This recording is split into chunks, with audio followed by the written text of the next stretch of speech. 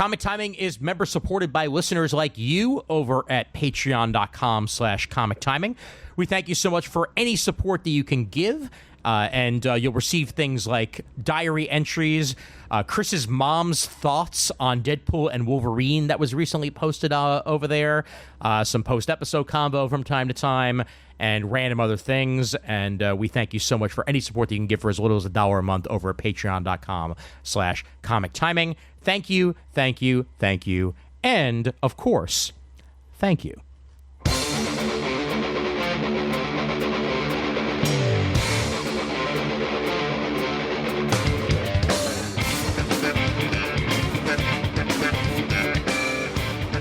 Hey there, folks. My name's Ian Leatherstein, and welcome to episode 225 of Comic Timing.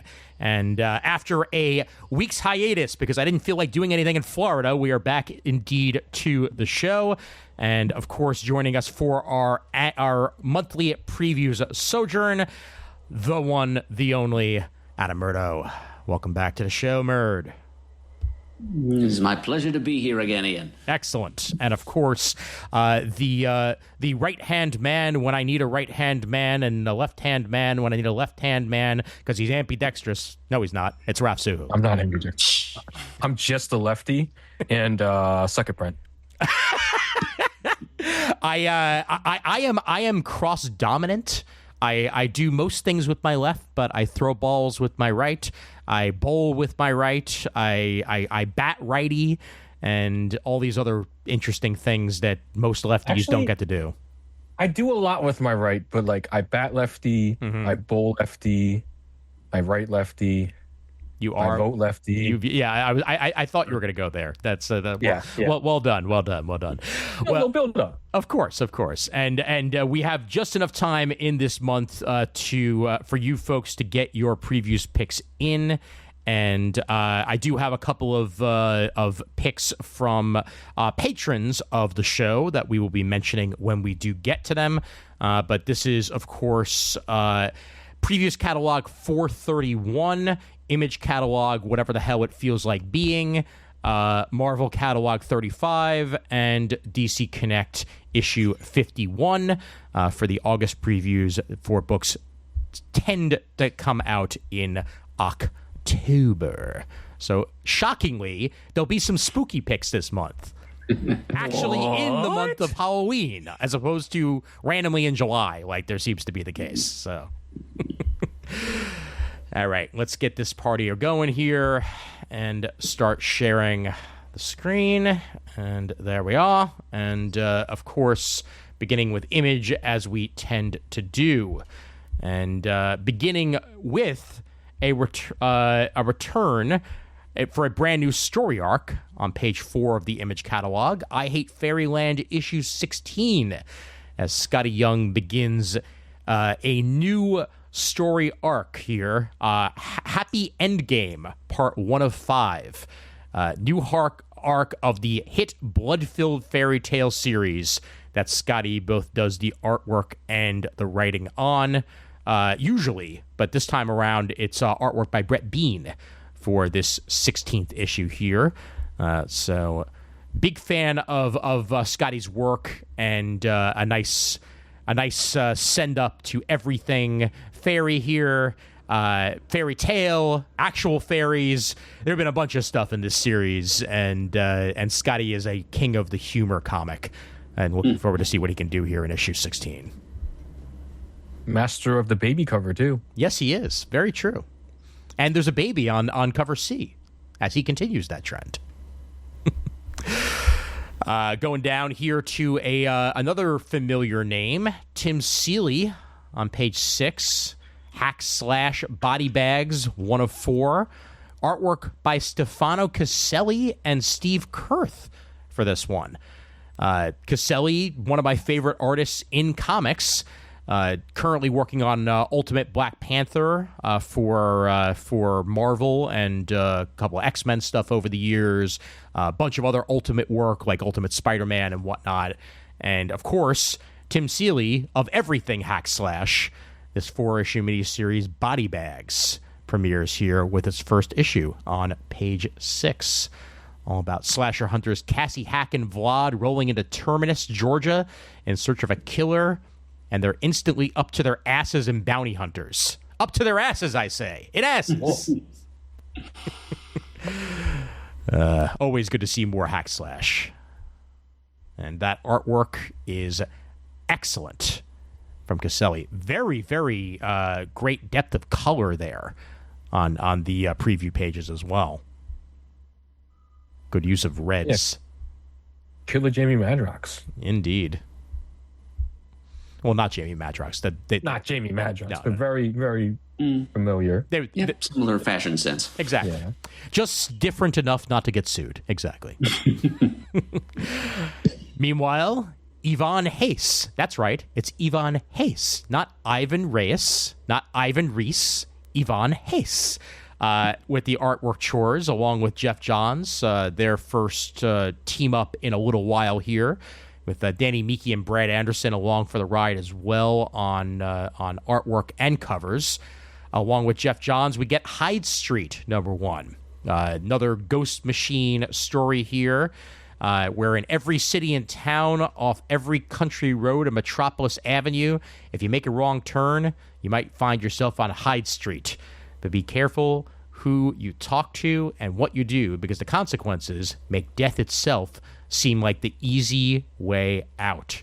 Mr. X-Ray, Pranky, the world's most dangerous scout, Miss Goodbody, and many more are patrons of Hyde Street. So, dark fantasy crime mystery here in the Ghost Machine universe. This sounds like it should be a lot of fun. Just in time for Halloween. Indeed. Yep. Nothing I like more than a killer scout. That C cover there does a good job of showing us what that has to do. I guess Hyde Street is like Broadway. Every single part of the country has one. Yep. Main Street. Or Main Street, yeah. One way or the other. Yep. This is a new #1. Yep, new #1 indeed on page 15. Null Hunter, #1 of 12. It's a maxi series. Yeah. That's that designation they don't like to use anymore, but it's a mini-series from here. Nah, it's 12 issues. It's a maxi series. Come on, we can call it that. Yes, I call it a maxi series. Yeah. Yep. It's nice of them to admit to it, as opposed to just packaging it as a open-ended series and then ending it at number 12 as if it weren't just on the up plan front. all along. Oh, you mean like half of Marvel's catalog? Yeah. Absolutely. Null Hunter #1 here. Michael Walsh. The story art by Gustavo Vargas. I'm gonna have fun saying that name. As Null Hunter is a kinetic cyberpunk retelling of the labors of Hercules. Hercules. I did it for you, Raph. You're welcome. Thank you. Clay is a war hero who faces unspeakable tragedy after returning home. Seeking justice, he's forced into service for his estranged father's powerful company, Olympos. His first mission takes him to faraway N3M3A on the trail of a hijacked shipment of war lions. Oh, I see what they did there. Clever. So the second O in Olympos is a 0, you see. That makes it Leet. And N3M3A is Nemea, as in the ancient Greek region of Nemea, known for its lion. Yep. And Hercules killed the lion of Nemea as one of his labors and blah, blah, blah. Mm-hmm. Yep. So definitely some cyberpunk Greek mythology going on here, and interesting concept. The character art on the cover kind of makes the lead look a little bit like Captain Planet gone cyber.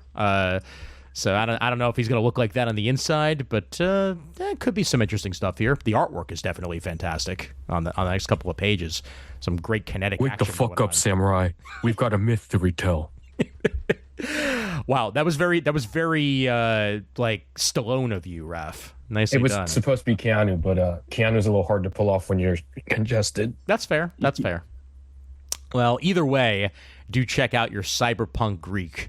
And when you're done with that, check out Kieran Gillen's new hardcover, We Called Them Giants. Story of communication across a chasm at the end of the world. and it's got Loki in it. So that's something. No, Laurie, my mistake. Laurie. Yeah. Damn it. Low-key so Laurie. Close. It's a low-key Laurie. Wakes to find the streets empty. Everyone is gone, or at least nearly everyone. She's thrown into a world where she has to scrape by in the ruins of civilization, nearly starving, hiding from gangs when they arrive. Certainly seems like a horror bent here for Kieran Gillen with We Called Them Giants. For whatever reason, this just made me think this was an I Kill Giants like prequel. I couldn't help it. Yeah. I know it's not the same creative team or anything, but it's when I first saw it, I was like, okay. No, that's fair. That's perfectly fair. It's got that similar naming convention and whatnot. What were you to say there, Murd? Yep, I was just agreeing, nodding along. Well, once again, some nice, stunning artwork here. Maybe she's a trickster, and maybe that's why I said Loki. I don't know. We'll have to find out as we get there. But there's a Surtur type. There is definitely a Surtur type, yes. Wow. Great design on that. Yeah. Oof. Wonderful use of almost watercolors to get that red and blue and yellow to pop that much more. Man. Great design sense there.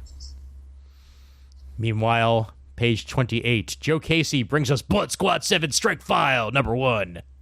Blood Squad.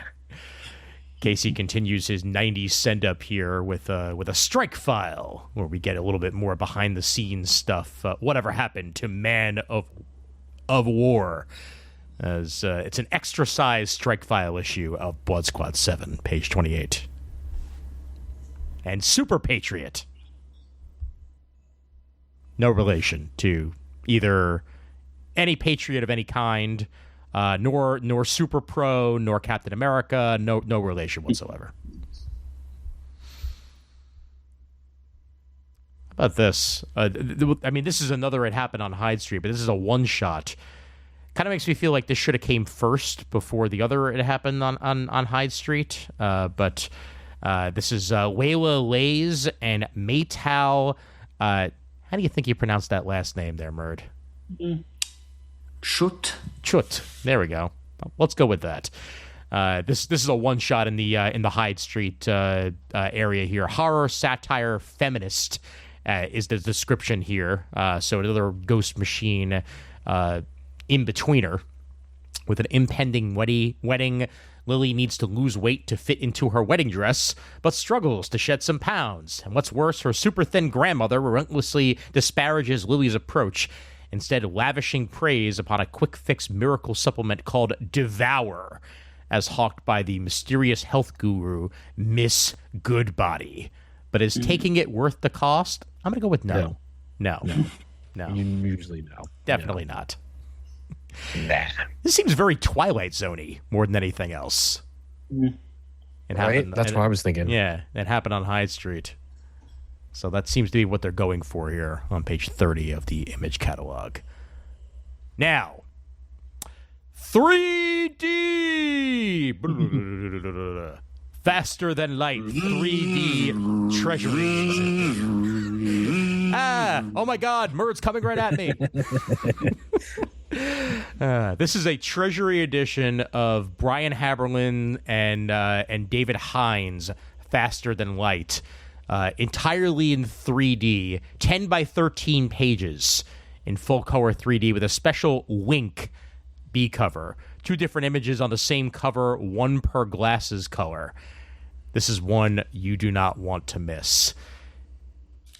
I was not expecting to find a 3D anything in the previews catalogs, and lo and behold, Image was like, nah, let's go old school this time around. Good for them. I don't think I've bought anything. I probably have, and I just don't remember it, but I don't think I've bought anything since the special Superman Red, Superman Blue 3D issue from, like, what was that, 1998? You didn't buy the Final Crisis issue that was black and white? Oh, yeah, I did. Sorry, that was 3D. I did. Yeah. Mm-hmm. Yep. I haven't bought a non-Superman 3D book. Mm-hmm. Let's just put it that way. Yeah. Well, and when they actually published Final Crisis as a trade and a hardcover, they just remove all the 3D elements, and it's just there as a Superman one shot. So I have 2 versions of it, and I can confirm that. Yes. You would. I had a feeling you would have 2 versions of it. Well, I got one for free from Diamond. Nice. All right. Going down here a little bit further to one of Murd's favorites, Ice Cream Man. Decompression in a Wreck Deluxe Edition, page 44. Yep, and there's a bit of time distortion involved here, Ian.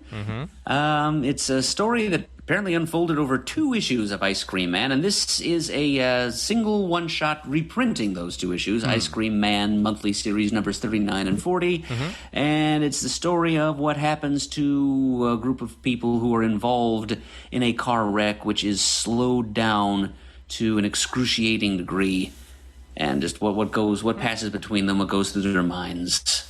And this is stretched out over 2 issues, apparently. Okay. Wow. That's a lot for one car crash, to say the least. But cool that they put it together into one thing here. It's 64 pages, $8. I'm sure you can get it discounted in many a place. And it makes sense to just have this separated as its own story if it's 2 issues of one story. So... yeah, nice deluxe edition to have if you're a fan of Ice Cream Man on page 44. And then Ashley Wood and T.P. Louise bring us Le Mort, a 13 giant size SYZE special. Representing all of Ashley Wood and T.P. Louise's Le Mort 13 tales in this specially priced, overstuffed one-shot issue printed on gritty newsprint. Shane I like it. Yeah. Shane will like the smell of that, definitely. 96 pages here of one-shot action on page 45. And because it's newsprint, that's 96 pages for $6. So that is definitely a steal right there. That is amazing. Yeah. Oh, man. Wow. Look at that artwork. Oh, yeah. Oh. Yep. Strong work as usual from Ashley Wood. Absolutely. Yep. Jason's got a very talented family. Oh, yes, definitely. Ha ha, I see what you did there. 11 O'Clock Comics. Check it out. 11 O'Clock Comics. All right. Moving forward here a little bit more. Joe Pruitt's Voices in My Head one-shot. Whole bunch of one-shots this month. I'm sure there's going to be tons of horror one-shots coming out from every single publisher. And this time you get one from Eisner Award winner Joe Pruitt as it's a disturbing tale, chilling revelations, and magical adventures drawn by some of today's top artistic talents, including Michael Gaydos, Phil Hester, Andrew Robinson, and Juan Doe, with a cover by Brian Boland. That is some excellent pedigree right there. That's some great artists. Yeah, for this one shot. 48 pages of horror action from some of the best in the biz on page 57. Any of you out there who were fans of the Negative Burn anthology from Caliber Press way back in the 90s, that one shot brings you some familiar faces. Yes. Absolutely. Yep. Oh, the 90s. Yes, we grew up. Yeah, that was 30 years ago. Yes, thank you very much. Now, don't ever mention that again. I don't want to. I don't want to, but it's the truth. I know. Yeah. Try to make a reference about 90s or early 2000s rock and roll to somebody who's only 20 and see what happens. Ascender Compendium. Trade paperback, Jeff Lemire and Dustin Nguyen. This is all 18 issues of Ascender. I'm a huge fan of this series, and this is a great way to read it. 456 pages of Ascender in one trade paperback for only $30 at retail on page 61. So do check it out if you have not checked out Ascender yet. And then Joshua Williamson's Birthright gets a deluxe book 1 hardcover. 25 issues of Birthright in one package there on page 62. Wow, I'm so surprised that this is a month that Creepshow gets a deluxe book 1 hardcover. Yep. This is definitely worth checking out because this is an anthology just like the previous one that we mentioned. This anthology has definitely some of the best names in comics associated with it. Garth Ennis, Becky Cloonan, Paul Dini, Michael Walsh, Saladin Ahmed. David and Maria Latham, Erica Henderson, Francesco Francavilla. The list goes on, and artwork by Chris Burnham and Phil Hester and tons others. So this is a horror hardcover to trick or treat with for sure on page 64. Shockingly coming out on October 30th. What? I know. I'm just as surprised as you are. And then page 67, G.I. Joe, A Real American Hero Compendium 1. This collects G.I. Joe, A Real American Hero issues 1 through 50 in one giant trade paperback. 1,224 pages of back-splitting action here for you to read, as Larry Hama's first 50 issues of G.I. Joe get recollected here for a measly $65 on page 67. And yes, this is the old Marvel material from the 80s. This is the true classic stuff. Yes, it is. But why, whatever do you mean? The top bar says Skybound Comics Group. I don't know what As it originally did, yes. Indeed. Memory hole. Memory hole. Ever different ever. Yeah, this is, anybody who's a fan of G.I. Joe in any way, whether it be the cartoon, whether it be more modern comics, find out where this began. And it's some terrific artwork by Trimpe and Bob McLeod. Larry Hama's storytelling is amazing and on point, and there's a reason why this series still exists today. So do check out the first 50 issues of G.I. Joe in one package here on page 67. And then if you're looking to catch up on Radiant Black, they've got a huge ass hardcover of that for you here to catch you up. This is the first 12 issues. This is essentially what they did with the Invincible Ultimate collections, only now done with Radiant Black. So this has the first 12 issues there, including a newly remastered issue number 11 and a complete cover gallery and more than 30 pages of brand new exclusive back matter, all for this Radiant Black collection on page 68. I may have to get this. Yeah, I have the first 2 issues in trade already. First 2 volumes in trade already, so I'm not going to change up how I'm buying it, but this is definitely worth checking out for anybody who hasn't bought it yet. I bought the I think I have like 1 or 2 issues, and I just fell off completely, so I need to finish it. So hardcover it is. Well, eventually, here on Comic Timing, something that was created entirely for Comic Timing, we'll be discussing Radiant Black Volume 1, that month of the book, or whatever we want to call it, that eventually we will get to here on this show. So stay tuned. And Jill Thompson's Scary Godmother gets a trade paperback on page 69. Nice. Seven to Eternity Compendium. Every time I hear that, it sounds like it should be a soap opera. 7 to Eternity, like a soap opera set in space. That's what I imagine. Like Sci-Fi Channel in 1992 should have had a show called 7 to Eternity, set in space, soap opera style. But this is Stars Through Eternity. Indeed. Instead, it's a story by Rick Remender and Jerome Pena. And this collects the first 17 issues of that, which is not a space soap opera. Just saying. Page 7. Ooh. Universal Monsters.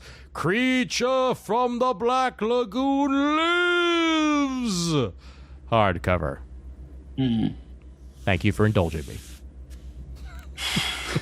Anytime, yeah. For all 4 issues of that Universal Monsters series by Dan Waters and Ram V, collected here on page 71.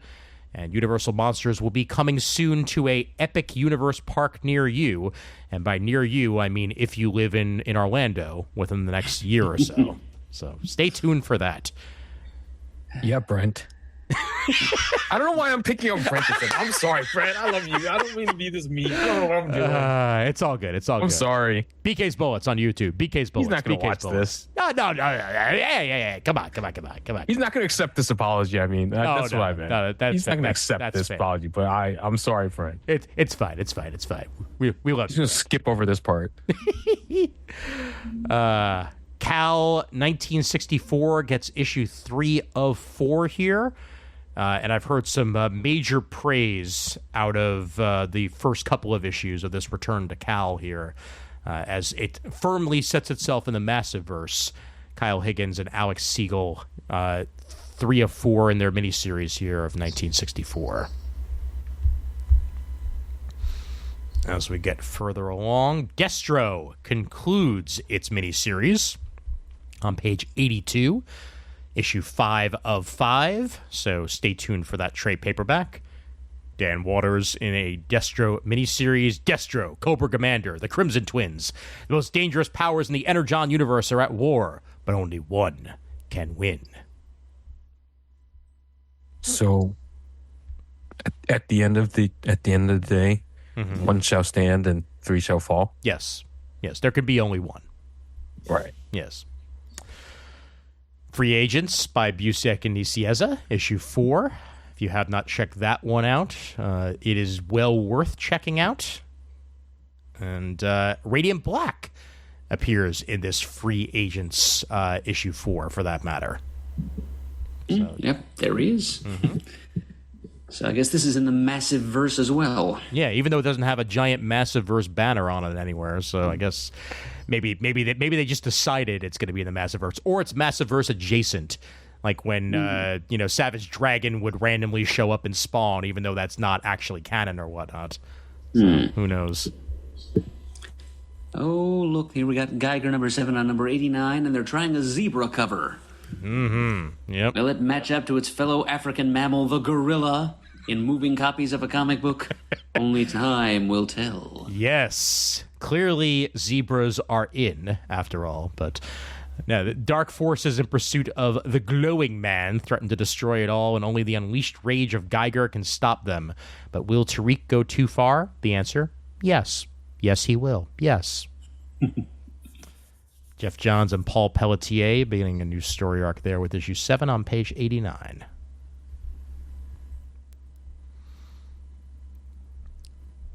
And let's get further down, see whether or not there's end of a story arc here for Knights issue 12. This is the extra size arc finale. So anyone who's been waiting for trades of Knights, you will have another one coming. Wyatt Kennedy and Luigi Formasano's action-adventure horror comic. Goodbye, San Pedro. Hello, End of the World.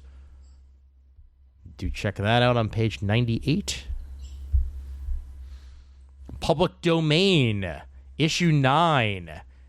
I like the looks of this cover. San Diego Comic Expo. Expo. It's Expo. You hear me? It's Expo. Yeah.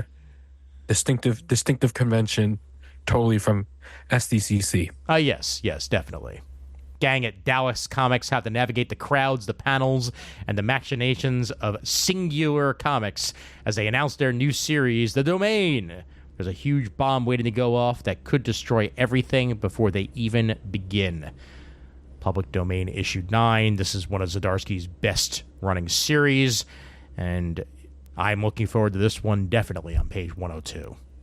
Oh, speaking of Comic Expo tickets, I got this in.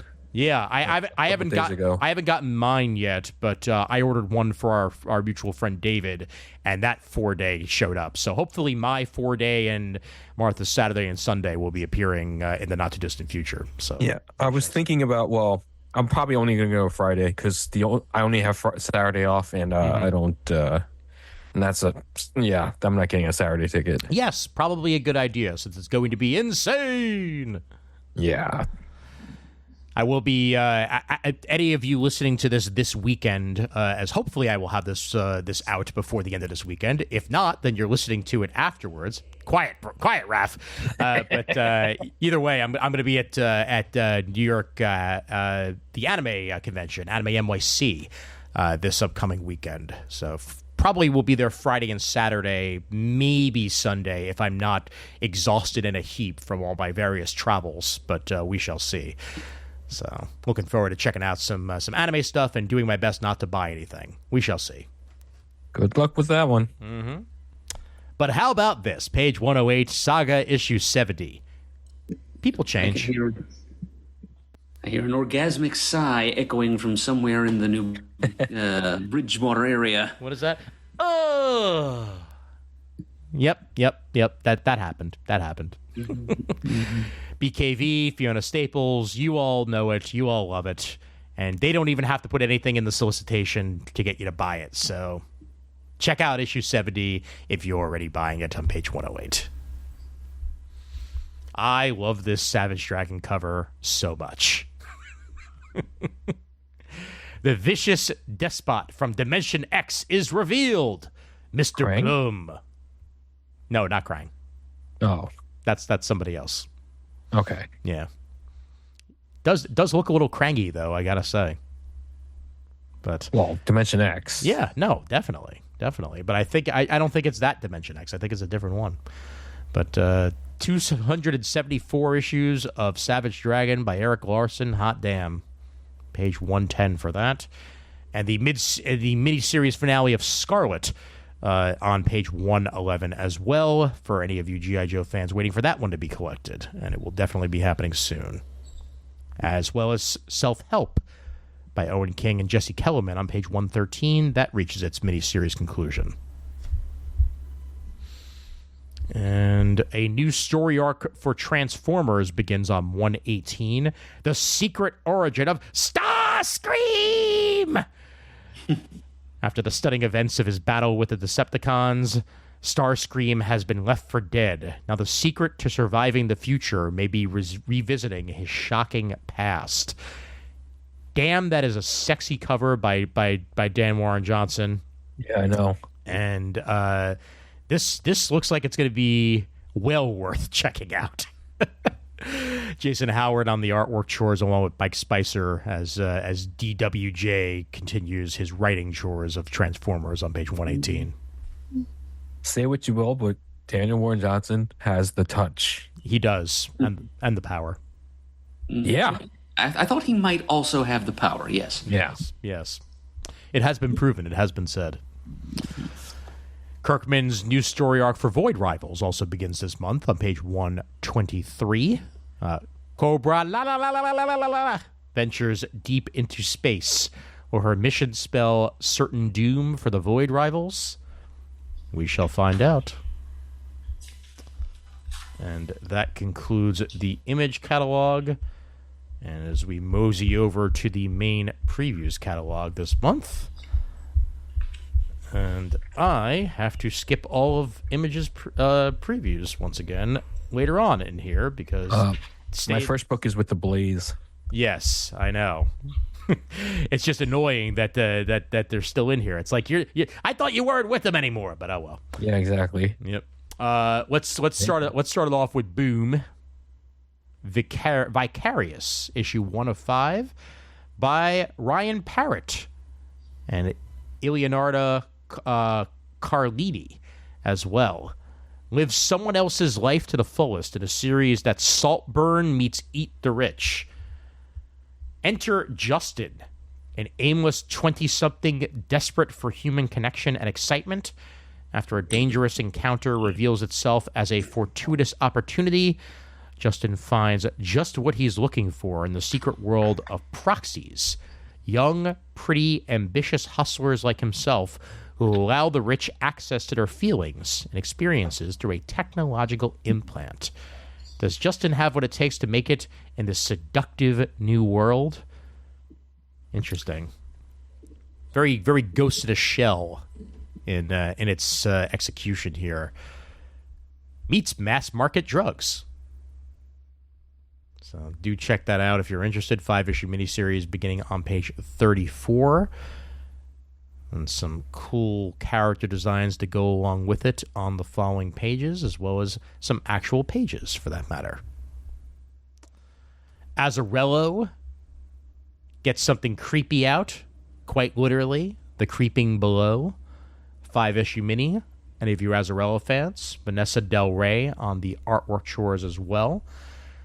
The cover's gorgeous. It is a gorgeous cover, definitely. Black Metal Swamp Thing meets The Crow from Superstars Brian Azzarello and Vanessa Del Rey. In nature, there are gods older than the devil. Nothing can prepare you for what's coming in this violent, electrifying descent into this bloody, black metal-infused revenge saga. Fascinating. So. Yep. You know, it's dark Norse mythology, it's heavy metal, it's revenge horror, and it's Azzarello. You know, I'm not normally a huge fan of horror, which means I'm not really a huge fan of this previews catalog in general, but this book has a couple of angles to it that are interesting to me. So yeah, I think I'm going to be trying The Creeping Below. Excellent. Well, certainly let me know what you think, Murd. And the artwork as well seems to definitely get that heavy metal bent going in one way or another. So do check that out if you are indeed interested. Minor Arcana issue 2 on page 44. Jeff Lemire writing and drawing. As I was schooled by multiple listeners, this is not the first written and drawn thing that he's done since Sweet Tooth, as Boom tried to make it sound like it was. But either way, it's Jeff Lemire writing and drawing it, and it's going to be good stuff. So do indeed check that out.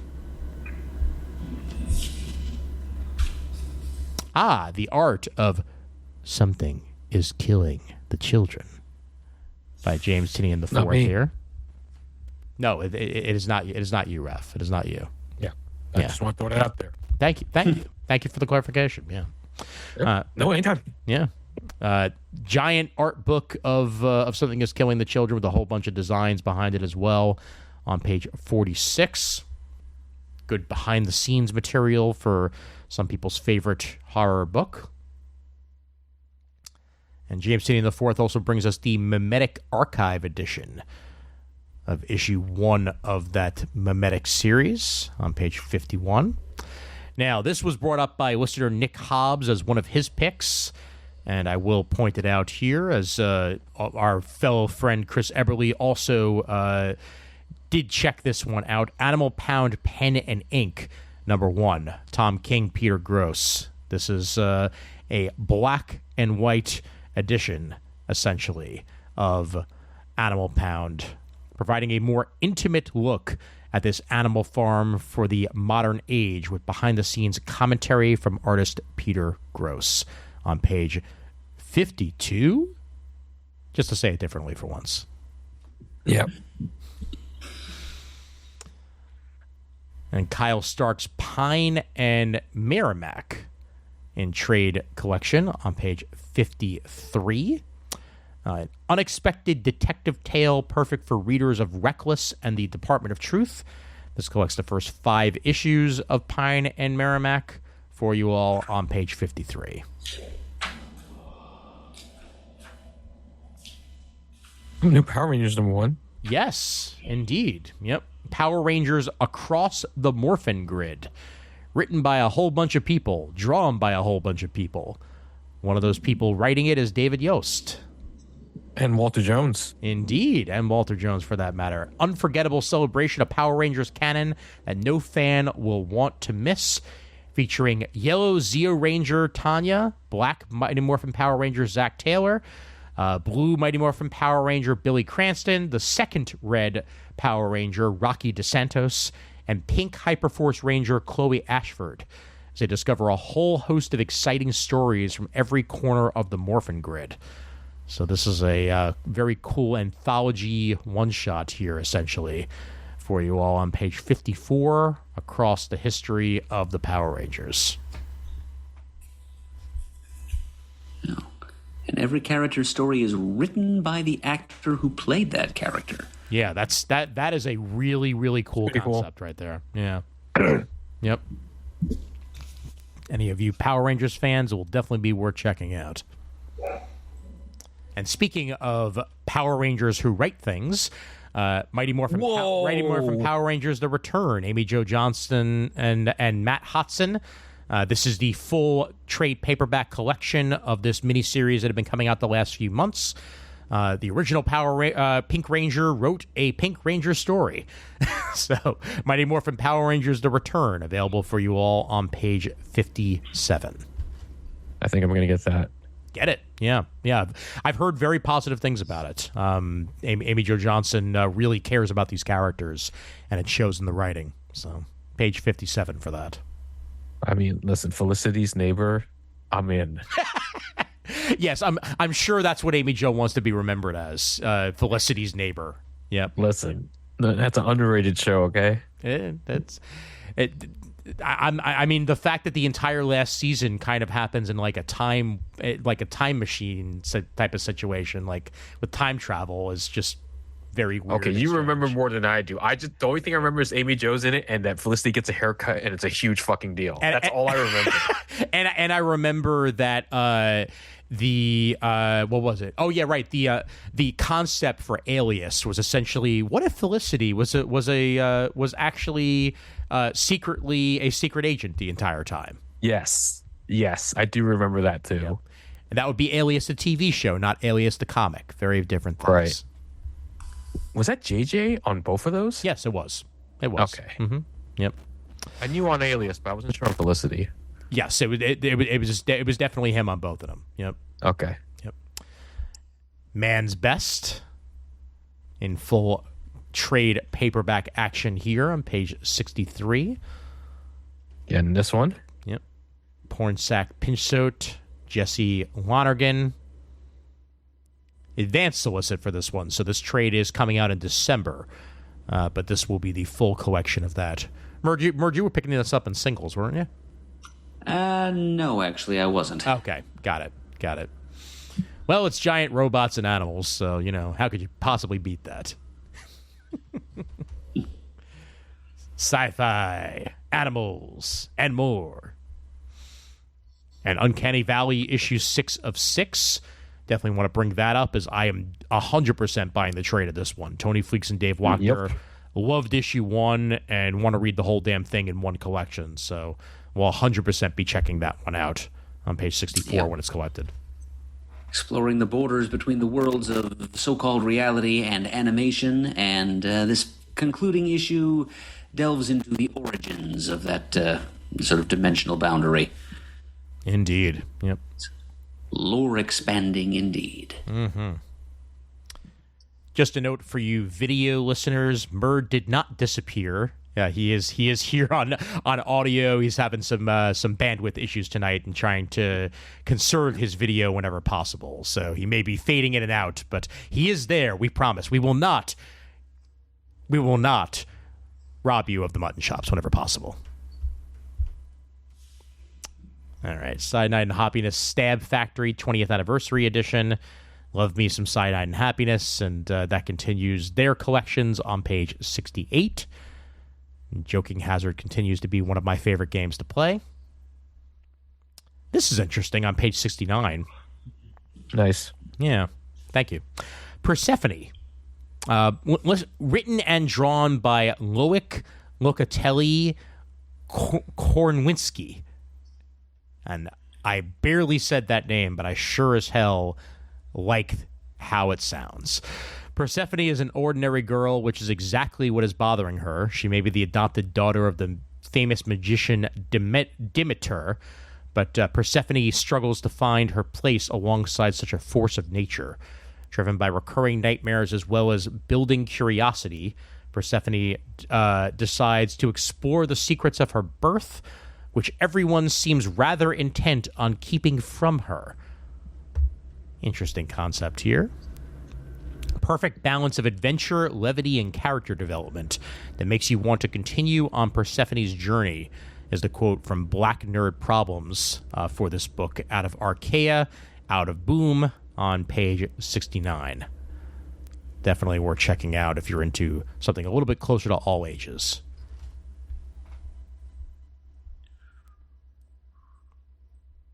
I Heart Skull Crusher gets its first softcover collection on page 71, collecting the first 5 issues of Josie Campbell's series for you all. And I've been waiting to say this. Orcs! Book 3 of The Gift. Christine Larson. First 4 issues of this 3rd miniseries available for you all on page 72. and the Rugrats Bestest Comics Book 2 softcover, available on page 73.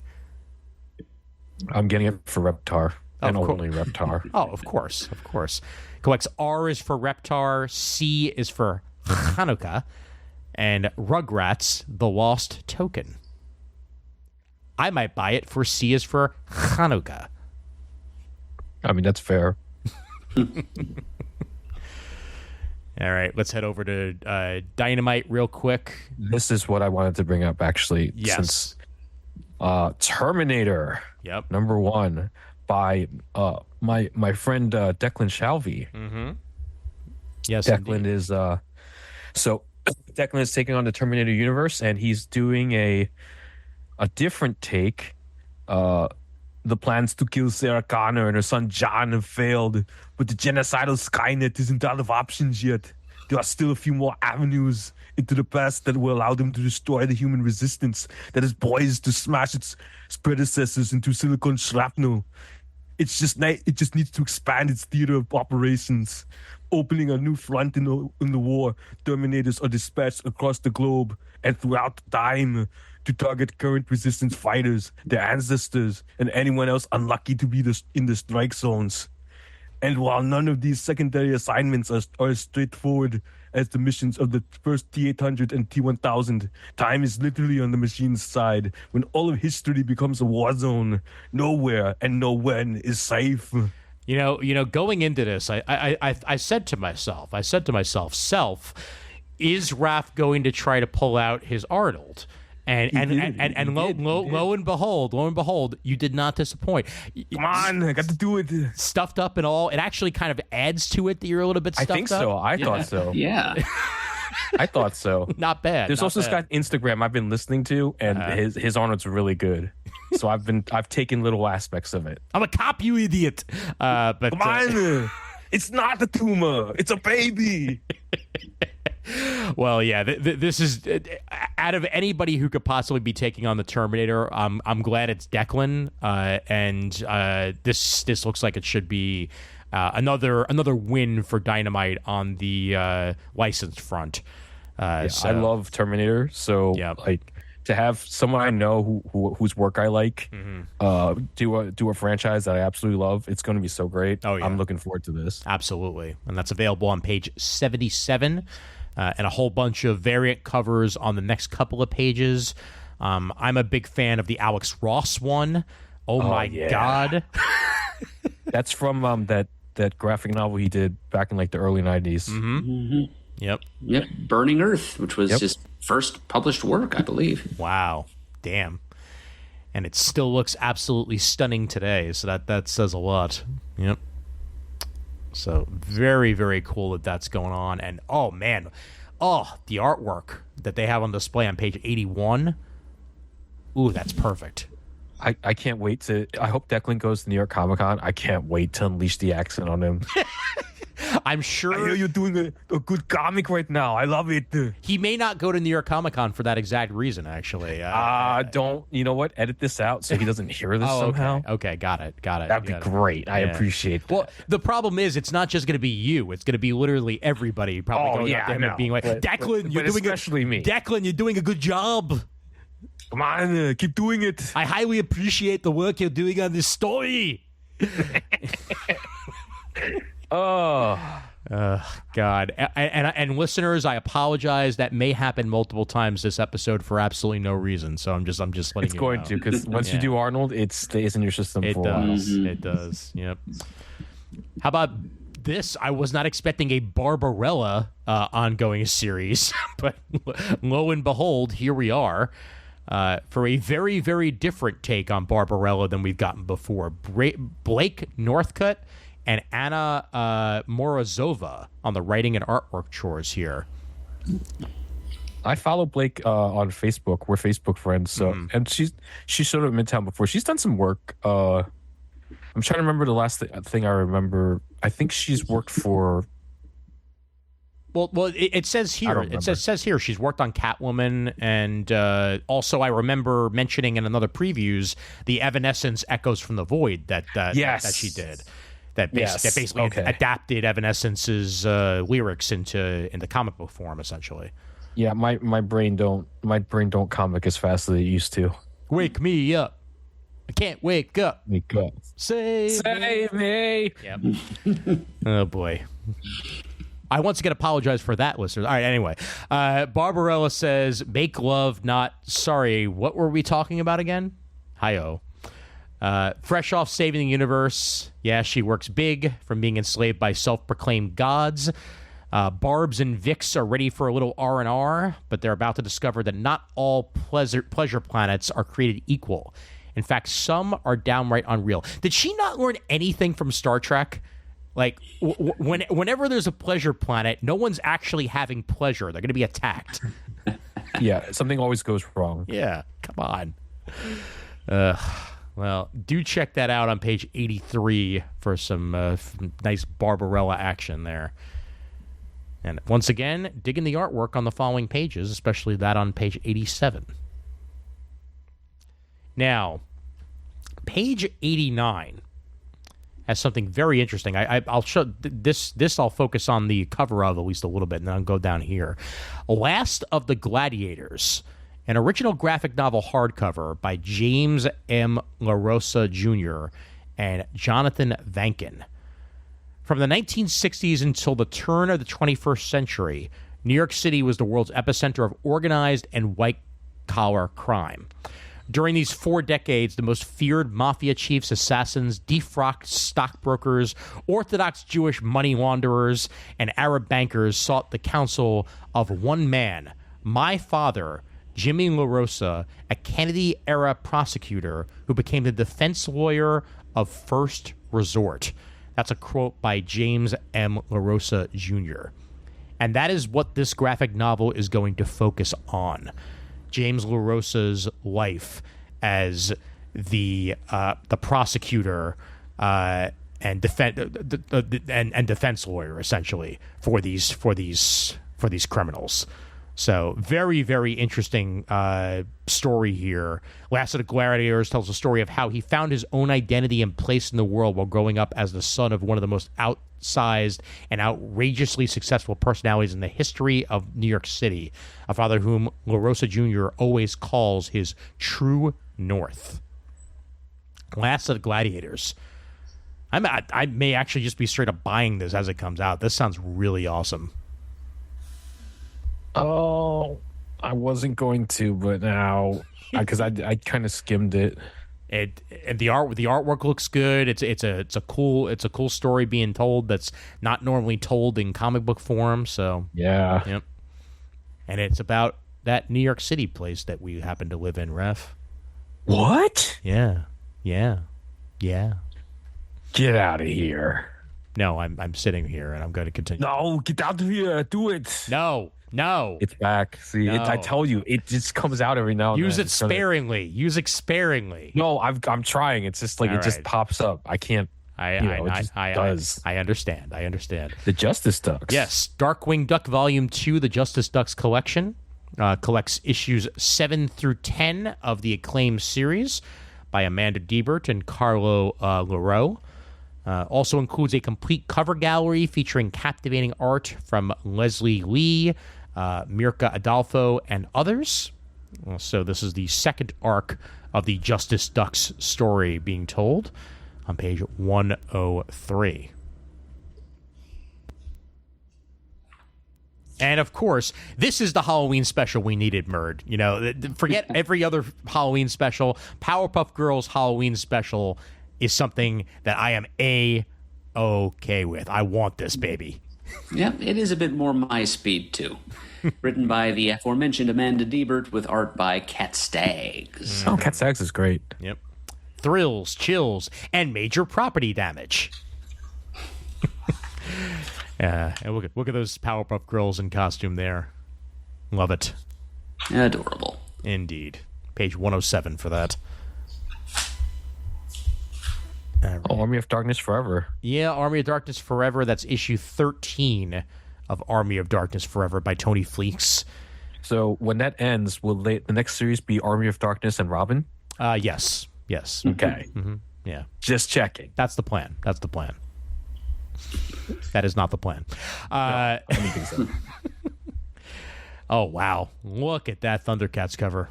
Oof. Thundercats number 9, Declan Shelvey continuing his Thundercats story. I gotta pick this up in trade. Man, Declan Shalvey's on the move. He is. He's everywhere right Declan now. Shalvey's loose. Indeed. Page 119 for issue 9 of that. Ho! And the Omens collection of Thundercats Volume 1. So this will collect issues 1 through 5 of the new series and features a complete cover gallery for that as well, because if there's one thing Dynamite loves is alternate covers. On page 121. Yes. This issue 4 cover for Shitara, I think, is my favorite. Very, very, nice cover. Yeah, very like Roman era more than anything else. Almost like a romance novel without the like super cheesy posing. Yep. Page 123 for that. And I believe that concludes our run in Dynamite. And let's just go through Titan real quick, and then we will head over to Marvel and DC. And believe the first thing of note here, of course, is Conan the Barbarian Battle of the Blackstone, issue 204. Jim Zub and Jonas Scharf on page 140. And then issue 16 of the ongoing of Conan the Barbarian on page 141. Savage Sword of Conan by Jason Aaron on page 143. Jason Aaron and Michael Kogue taking on a Savage Sword of Conan. Nice to see Jason Aaron getting a shot at it. And the original comics omnibus volume 1 of King Conan, available on 144. Once again, it was always the Conan comic group and never anyone else. Across the board here, changing the past to suit us. Doctor Who, the 15th Doctor, Dan Waters and Kelsey Ramsey's first story told with the 15th Doctor in comic books, available on page 147 in full collection. And I like the look of this here. As usual, it's manga before manga, basically, but high on life. Although this isn't necessarily a manga, it's just manga style. Alec Robbins with Kit Wallace and J.P. Jordan. New gun, new threats. The bounty hunter is back. A tale of redemption, revenge, and lost love between sentient alien guns against the backdrop of gooey galactic hilarity. The guns are sentient, ladies and gentlemen. The guns are just sentient. like my buddy, God, what was his name? There's a gun in Cyberpunk 2077 that's sentient. Skippy. Oh, okay. Skippy. There you go. I love Skippy. Nice. Well, this is High on Life trade paperback, page 150, and the artwork looks very Rick and Morty. I'd say that's the way I would describe it. That kind of looks like Alan the Alien there in that middle page. A little bit, yeah. Yeah, a little bit. Yeah. And a entire graphic novel about the life of Martin Scorsese on page 151 by Amazing Messiane. Based on the lives and films of acclaimed cinema icons, this book focuses on the legendary director Martin Scorsese of Goodfellas fame. So, any of you Scorsese fans out there, do check it out. And whether he likes it or not, Marvel films are cinema. There, I said it. Page 151 for that. Oh, wait, go back to Girl Rebels? Yes, I will do that. I am back at Girl Rebels on page 152. Following the stories of incredible women in modern history, including Greta Thunberg, Emma X. Gonzalez, and Malala Yousafzai, among others. Beautifully illustrated by a diverse international creative team, fans of extraordinary real-life stories will love this. And they have some excellent stories to be told here, and it's done in an anthology format. And Really nice to see, actually. And my, oh my, the artwork there is diverse and gorgeous. Good nonfiction, historical, modern historical book there. Mm-hmm. Absolutely. Check that out on page 152. And then Peanuts, You're the Greatest, Charlie Brown. Latest edition sees the release of the 16th volume in the series, featuring 126 pages of classic Peanuts daily strips from 1963 and 1964 on page 154. And that will conclude Dynamite for us. I will save the manga for the manga section, and we will set ourselves up for when we get back to this, as I have to go through a whole bunch of image stuff and not pay attention to that. So here we are. I want to go back up. Yes. I think we passed the image. No, that's still image. Wait, hold on. That's still image. Okay. I Hate Fairyland is still image. So yep. No, right. You're right. Yep. Here we are. Almost there, and excellent. We shall begin here when we are ready for it. But for now, Cool. On we go to DC, and DC goes all elite. I mean, all in. Clearly, it's the wrestling comics coming out of DC. I mean, they're all under WBD yes. for now. Mm-hmm.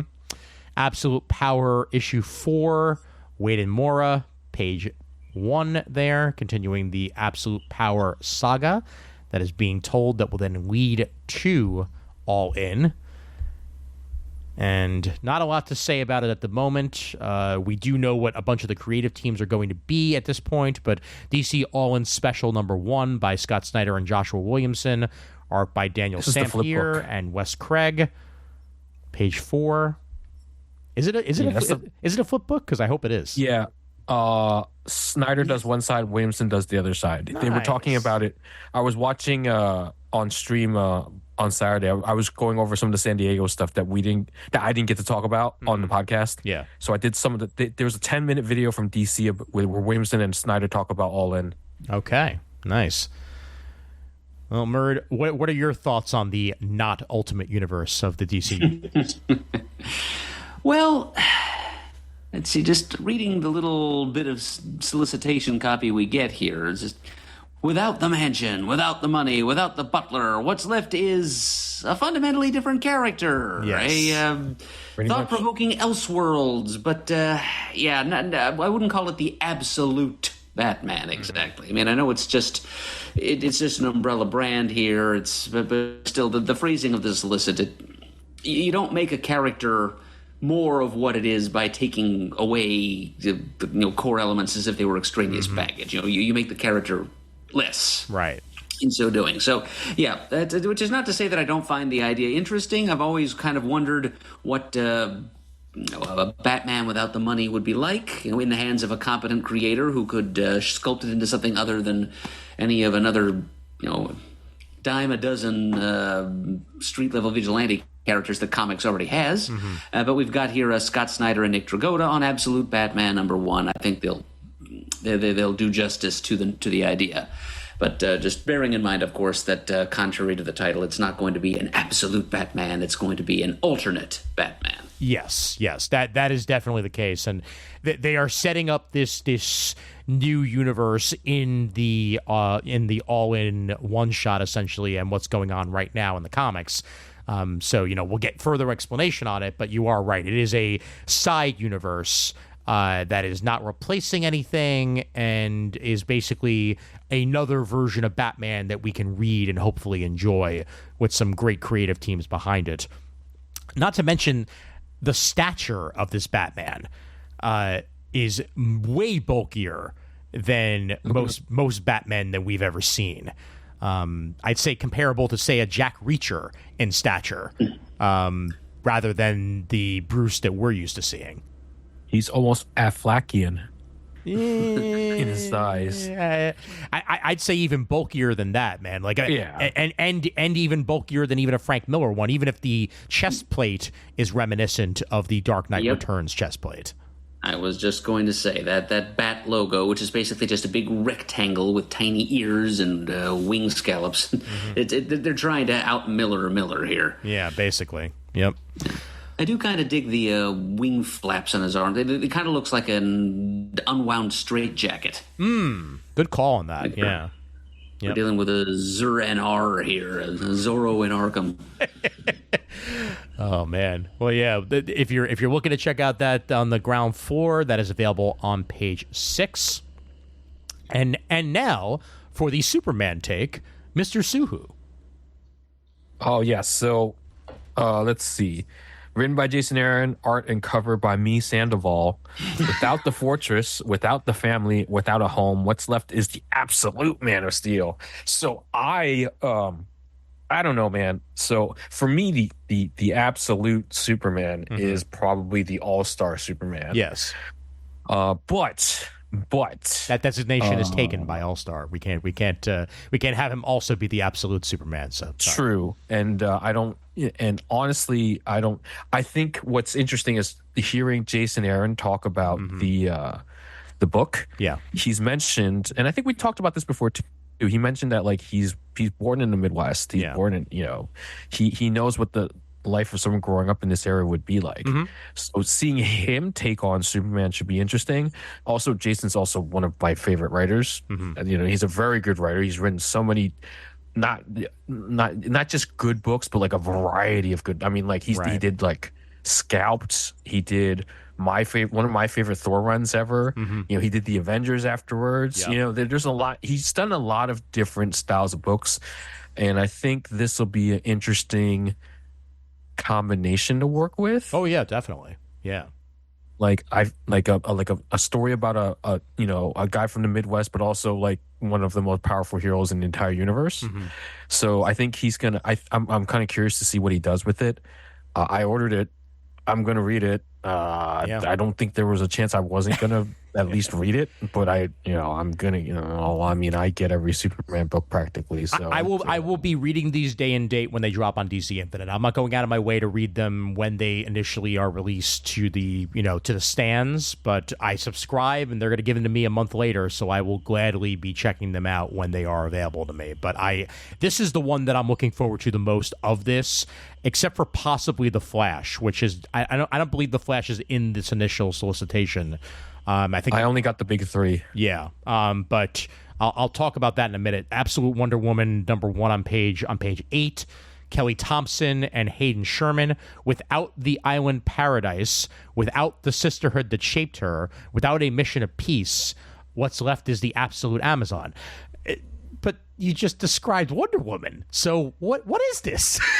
Oh, actually, if I can go back to that interview that or that discussion that the two writers had, they did mention that the absolute universe is supposed to be, how like in Final Crisis and in multiple other major stories, it's established that like Superman is the core of the multiverse. Yes. Like the multiverse is defined by him as a character. The absolute universe is defined by Darkseid. Okay. So that's where the crux of all this is. It's like, I think the question is like, if you take all these things away from these characters and you put them in a universe where Darkseid's DNA is all over it, can they still be the heroes that we all know them to be traditionally? Now, and that's sort of exploration. Okay. All right. That's interesting. Now, the question is there more than one Darkseid again? Because I remember like for a while there, they were trying to say there was only one Darkseid. I think they're going back to what was that Final Crisis version. All right, got it. He is the absolute enemy of the multiverse. He is the one. Okay. Every Darkseid is Darkseid. Okay. But Darkseid is like everywhere. Got it. Okay. Cool. Yeah. Well, I mean, hey, this still definitely has me intrigued, and you explaining it actually makes it even make even more sense to me, quite frankly. Well, they're referencing like Morrison. When you're using Morrison's work as your basis, I'm just like, give me more. As I wipe the drool off my face. Oy vey. Yeah. Well, hey, it's not All-Star, but if they're taking example from an All-Star, then there we go. Exactly. Yep. Well, Absolute Wonder Woman #1 on page 8, and next month there will be a solicitation for Absolute Flash, which I am very much looking forward to, as that is going to be Jeff Lemire's take on Wally West, not Barry, Yes. Wally West. So, Thank God. Yep, the Absolute Flash will be Wally West. Very interested in that. Continuing here with ongoings, Zdarsky on page 9, issues 153 and 154 of that. Brand new story arc starts here as The Dying City begins for Batman, and Jorge Jimenez on the artwork for this. Ain't no slouch. I like his art. Then Carmine Jean Domenico takes over for the next issue, 154. Yes. Yes. Yep. The Many Deaths of Doomsday. Love that Dan Mora cover there for Superman number 19. Joshua Williamson on Superman here. I think I got the Somni because it reminds me of the animated series. Yeah. Did I hear right, by the way, that Williamson's going to be leaving Superman soon? Because I know he's cutting down on his books. No, he's on it for the foreseeable future. Okay, got it. Because he said, in that interview, he did say he's excited because he's going to be playing with some of his favorite characters like Doomsday. Okay.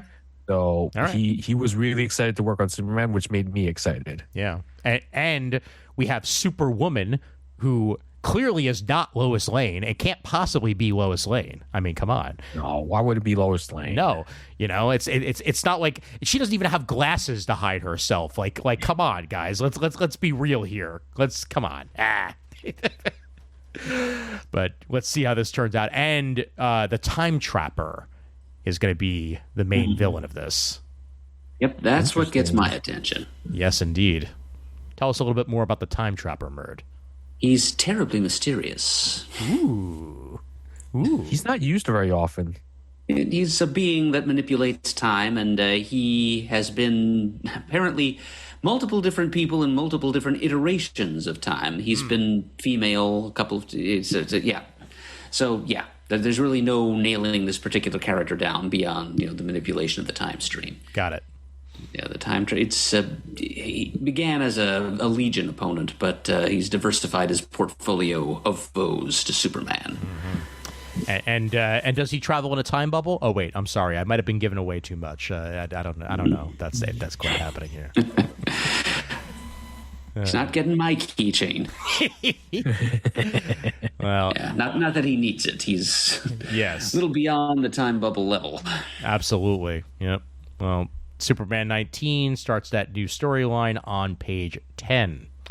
And everyone's going to be starting new storylines, essentially. That's another one of the main initiatives here of the All-In, is that as these new All-Ins are launching, the existing titles will be starting new story arcs, some of which with new creative teams, some with existing creative teams, but ground floor, essentially, for everybody here. As Wonder Woman, for example, with Tom King and Daniel Sampere, gets Steve Trevor's Last Stand and the Birth of a Hero on page 11. And then Wonder Woman Uncovered following that, celebrating amazing Amazon's most eye-catching covers over the years. Pretty cool. Ooh. Yes, indeed. Yep. Yes, this is what Wade's back on Superman. Action Comics 1070, Mark Waid and Mariko Tamaki. That's a good combo there. She's doing the Woman of Tomorrow backup. Right. Yep. And it's Clayton Henry and Skylar Patridge on the artwork chores. Patridge doing the Woman of Tomorrow portion. I think I got the regular cover. No, I usually get one of the cardstock covers. I think I got the Barrows. Okay. Yeah, I like the Barrows one a lot. Even if it has the it has the alternate Superman logo that was being used in Gail Simone's run. Right. Yep. Also, I really feel like this should have been the image they released of Superman for the movie, as opposed to him putting his boots on while the enemy's outside. Well, okay, yes. Hey, I just like that in Metropolis there's still phone booths. Yes, they leave him just for Clark. Yep. Well, this entire issue, other than the Woman of Tomorrow part, that is, will be involving the Phantom Zone and how something is horribly wrong in the Phantom Zone, and we will find out what that is from the pages of Absolute Power and World's Finest. So it may very well tie into a previous story that Mark Waid worked on there. I think I saw Mon-El in the main cover. Ooh. Yes. If you go back up. Yes. Indeed. Yeah, that's Mon-El. Yep. Nice. Well, Mon-El spent a good deal of time in the Phantom Zone, after all. So if this is a Phantom Zone story, it's a perfect opportunity to bring him in. Yeah. And a note, Action Comics Weekly. Action Comics Weekly. So we are getting 1071, 1072, and 1073 in the month of October. Action Comics draining my wallet. Yes, indeed. Yep. 40 pages, 4 times a month. Hey, if anyone can do it, it's going to be Mark Waid. It's not like he hasn't done a a weekly series before, multiple times. So, meanwhile, Detective Comics has itself a new creative team in the mind, body, and spirit of Tom Taylor and Mikhail Janin. That is an all-star team taking over Detective Comics right there. Yes. Yep. Issue 1090 of that on page 14. As long ago, the murders of Thomas and Martha Wayne, wow, they never talk about that, changed Gotham forever. But there's something seriously, it happened. His parents are dead? Yeah, they are. By the way, thank you. Whoa. You get one. Whoa. You get one, Raph. You get one per episode, and you just blew it. I just want you to know that, okay? All right. So I used it. yeah, you used it. That's it. There's your allotment. I just want you to be perfectly clear about that. It's been a while. I know. I appreciate it. There's something you never knew about the Dark Knight's tragic origin, which has been lying in wait to strike at Batman ever since that fateful night in Crime Alley. And now, all these years later, the ghost of Gotham's past begins to reveal itself. Superstars Taylor and Janin team up to bring you a Batman tale that will rattle the very foundations of the Dark Knight. Things may never be the same again. Words that have once again never been spoken in a Batman story, but let's see how they do here, and I think they're going to do a damn good job, quite frankly. But how about this? Issue 119 of Nightwing, we get ourselves the new creative team, Dan Waters and Dexter Soy, taking over Nightwing duties. So, Bloodhaven has erupted in violence as rival gangs vie to fill the power vacuum left by Nightwing's cleanup of corrupt officials. But as an outside force turning the gangs against each other, escalating the violence in Bloodhaven toward even more sinister ends, Nightwing must do the unthinkable to figure that out, no matter the cost. Dan Waters starting off with a bang here on his Nightwing take on page 15. Meanwhile, no more Ms. Nice Harley. The clown queen of crime is back in Harley Quinn number 44. Interesting outfit she's wearing there. I like it. Kind of a mix of new and old. Yeah. Mm-hmm. Yeah, exactly. Yeah. Not too shabby. Elliot Callan taking over the Harley Quinn series on page 16. And Poison Ivy continues with G. Willow Wilson and Marcio Takara on page 17. Who would have thought in our lifetime that we'd get 26 issues of a Poison Ivy series? Yeah. And G. Willow Wilson is continuing to bang it out with that, man. She's doing such a good job.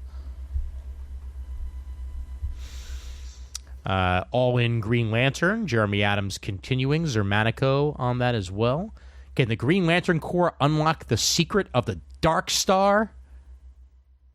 We will find out.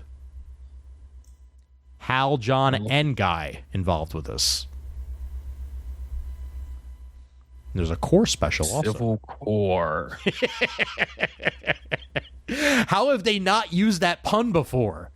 I don't know, but here it is right in front of us right now. Oh my God. This is maximum clonage right here. Like, this Yes, is. it really is. The war for the fate of the Green Lantern Corps starts here. Green Lantern Civil Core Special Number 1. Jeremy Adams and Philip Kennedy Johnson combining as one. Artwork.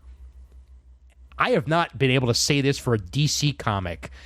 Is this his first work for DC? I don't think so, but I can't it's imagine probably been a while. that it is. Yeah, it's been years and years and years since Salvador LaRocca has done anything for DC. So either way, it'll be very, very unique and different to see him working for DC characters for the first time in quite some time if he's never done it before. So, yeah. Wow. Actually, okay. He did Flash 95 to 98 Okay. and 99 to 100, which was back in like the mid 90s. Got it. Okay. And he did Speed Demon during the Amalgam era. Yes, you're right about Yes. that. Yeah, and that was LaRocca's previous style as well. Yes. way before he became a lot more light boxy with it and using a lot more digital effects and whatnot.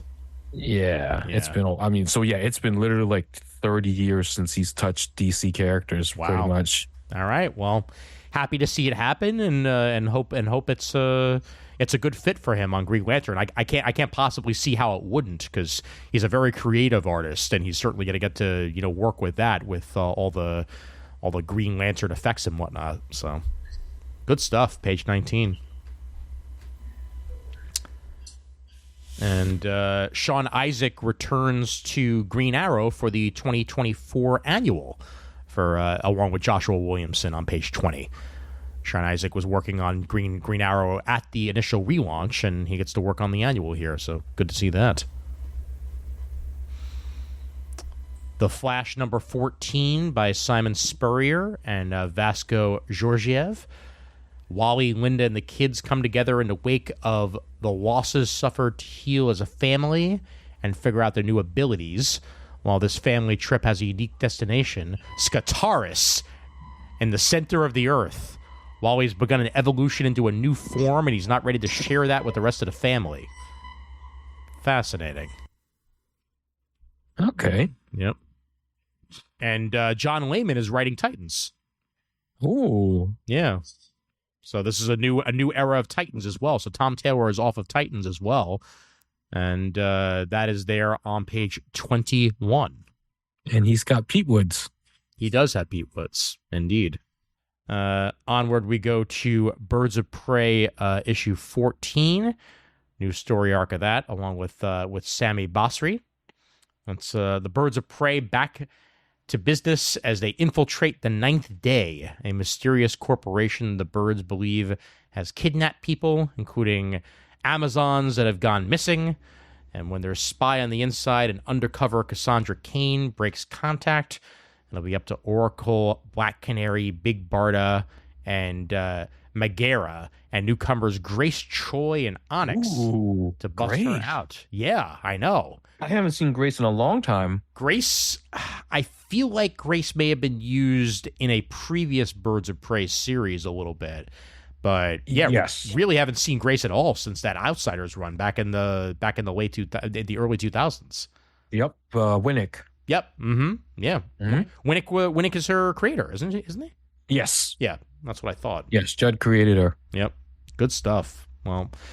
Well, and I love the fact that this Birds of Prey run is bringing in characters that we haven't necessarily seen or heard from in a while.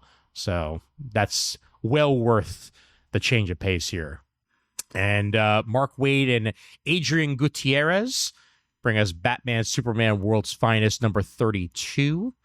Even the combined might of the Man of Steel and the Dark Knight Detective cannot overcome the reincarnation of the literal wrath of God. Sounds like our heroes are going to need some reinforcements. World's Finest debut of the Justice League as night falls on the DCU. Cue the Justice League Unlimited theme. Mm-hmm. Yep. Wade writing Eclipso. Indeed. and I am Batman looking a little bit vampire-y over there, quite frankly. Yes. Yep. Well, yeah, he's eclipsed. Indeed. All right. Power Girl number 14. Once again, that costume change did not last very long. Nope. Well, she kept the jacket anyway. That's true. That's true. Yeah. But Leah Williams and Adriana Mello continuing on that series there. And Shazam number 16. I believe I heard this series is once again coming to an end, but I am not 100% on that. I think I might have heard that for next month, if I'm remembering correctly. Yep. Not at all surprised if it's true. Yeah. But this is a Shazam family road trip in issue 16. Josie Campbell and Emanuela Lupacino, page 24. And the Batman Long Halloween, Last Halloween continues with Jeff Loeb and Klaus Janson on the writing and artwork chores here on page 25. So Klaus gets to have his take on the Long Halloween for the second issue. Oh, yeah. Yep. And how about this here? Page 26. How about it indeed? Batman and Robin Year One. It's more of Wade's finest here. Written by Mark Waid with his old Daredevil partner in crime, Chris Samnee. And it's telling a story of the first year of the Batman and Robin partnership back in the age, whichever decade that is in relation to the present at this point, thanks to the ever sliding time scale. Two-Face is going to be in it. There will probably be appearances by the strange and obscure of Batman's history, since this is Mark Waid writing it. It's my policy has, for the most part, been if it's 32 pages for $4.99 from the big two, I'm not touching it. Mm-hmm. But there always have to be exceptions, and this almost has to be one such exception for me. This is a comic that I really, really want to read. Mm-hmm. Absolutely. When it's a team like this, you can't pass it up. You really can't. Yep. Yeah, I'm getting very, very like, and the feel of it is very Adam West, like Burt Ward era Batman. Yeah. And mind you, very few creators do origin level stuff better than Mark Waid. Yeah, that list is small. My God, Brave and the Bold over the years. Obviously, what he's been doing at World's Finest, the Flash's origin, Wally's origin from back in the day, being retold, and now he gets to do it here with Batman and Robin. You got to check it out. It's going to be great. When he first came to DC as an editor, one of his first assignments was the ongoing Secret Origins series of the 80s and early 90s. Oh, that's right. Yep. And he saw that thing through to its conclusion with issue 50, which was in 1990, I'm pretty sure. Well, there you go. Mind you, I see also the 1 in 50 variant cover. Of course, it's 1 in 50, but by Lee Weeks. So Lee Weeks. Yep, Lee Weeks gets a cover in here for this issue 1. Of course, we don't get to see it. So. No, of course not. But page 26 for that, and oh my God, the black so good. The black and whites are just superb. Oh my God, that's literally an animated series rip. Yeah. Yep. Like you see the one on the right hand side with Batman just looming in. That's such a I love it. It's beautiful. It's absolutely beautiful. I love it. Yep. I still haven't gotten around to watching the new animated series, by the way, but I will get to it. I got to get to it. I'll get to it eventually. Yep. How about this? Poison Ivy Swamp Thing, Feral Trees. This is a G. Will Wilson one shot with artwork by Mike Perkins. Something wrong with the trees. A presence screaming out in pain, tearing, gnashing, and gnawing through the very fabric of the green, calling out for blood. In its wake, a trail of viscera and carnage is left, leading to a mystery that the Parliament of Trees has conscripted. Poison Ivy and Swamp Thing are here to solve it. Very cool team up here, and G. Wilson already knows how to do Poison Ivy. I'm sure she'll do a good job with Swamp Thing as well. page 28. Gotta love these covers for Multiverse's collision detection, even if I'm not going to buy the series, especially this Mystery Machine one for issue 3. Yeah, that's a good one. Whenever you give Dan Moore the wheel for a cover, you know he's going to turn it out, and he's definitely doing that here for this crossover series. And what a shock, DC Horror presents number 1. What? I know.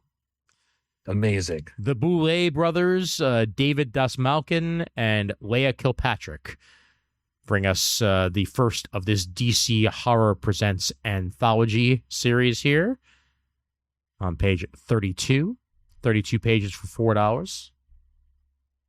And then DC Horror Presents Creature Commandos, number 1, by David Dasmalkin and Jesus Herves on 33. Green Lantern Dark, a post-apocalyptic Earth overrun by monsters, and darkness is won, and the only way to get us out is the light of the Green Lantern. This is going to be a 7-issue miniseries here by Tate Bromble and Werther Deladera. This is an Elseworld story, a haunting reimagining of the DC universe. Available. That looks like Alan Scott as opposed to, the core. Yes. Looks like the Tangent Green Lantern. Oh my yeah, God! actually, yeah. Now that you mention it, huh. I I was looking at the main cover, but then I saw the side cover, the covers on the side. Yeah, that does look like Tangent. Okay. And she's up against an army of zombies led by Solomon Grundy. All right. Fascinating. Be curious to see if it is indeed the Tangent Green Lantern, or if it's just a very similar looking design.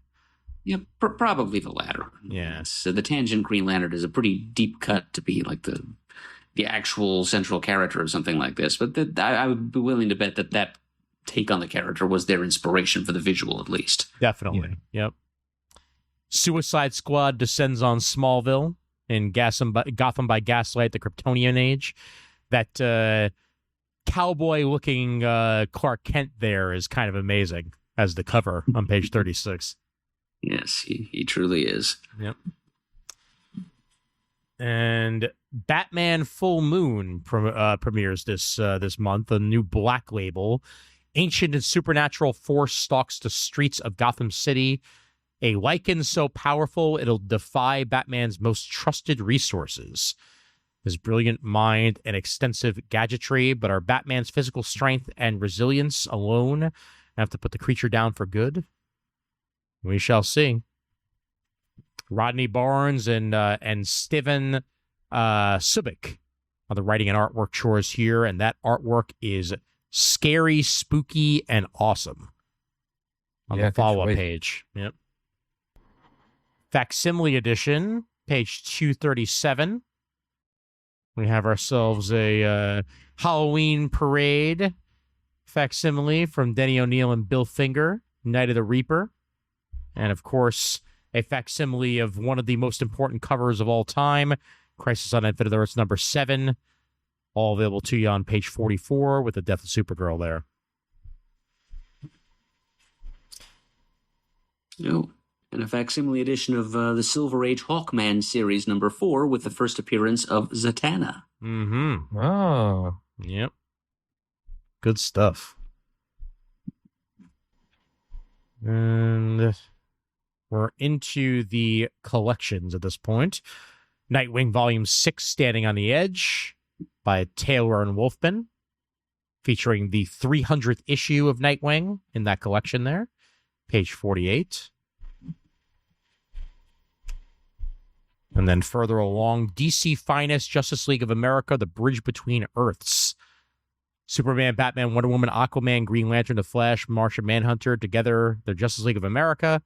Join them in an ever-growing roster of heroes as they take on alien and supernatural menaces threatening the citizens of Earth 1 and 2.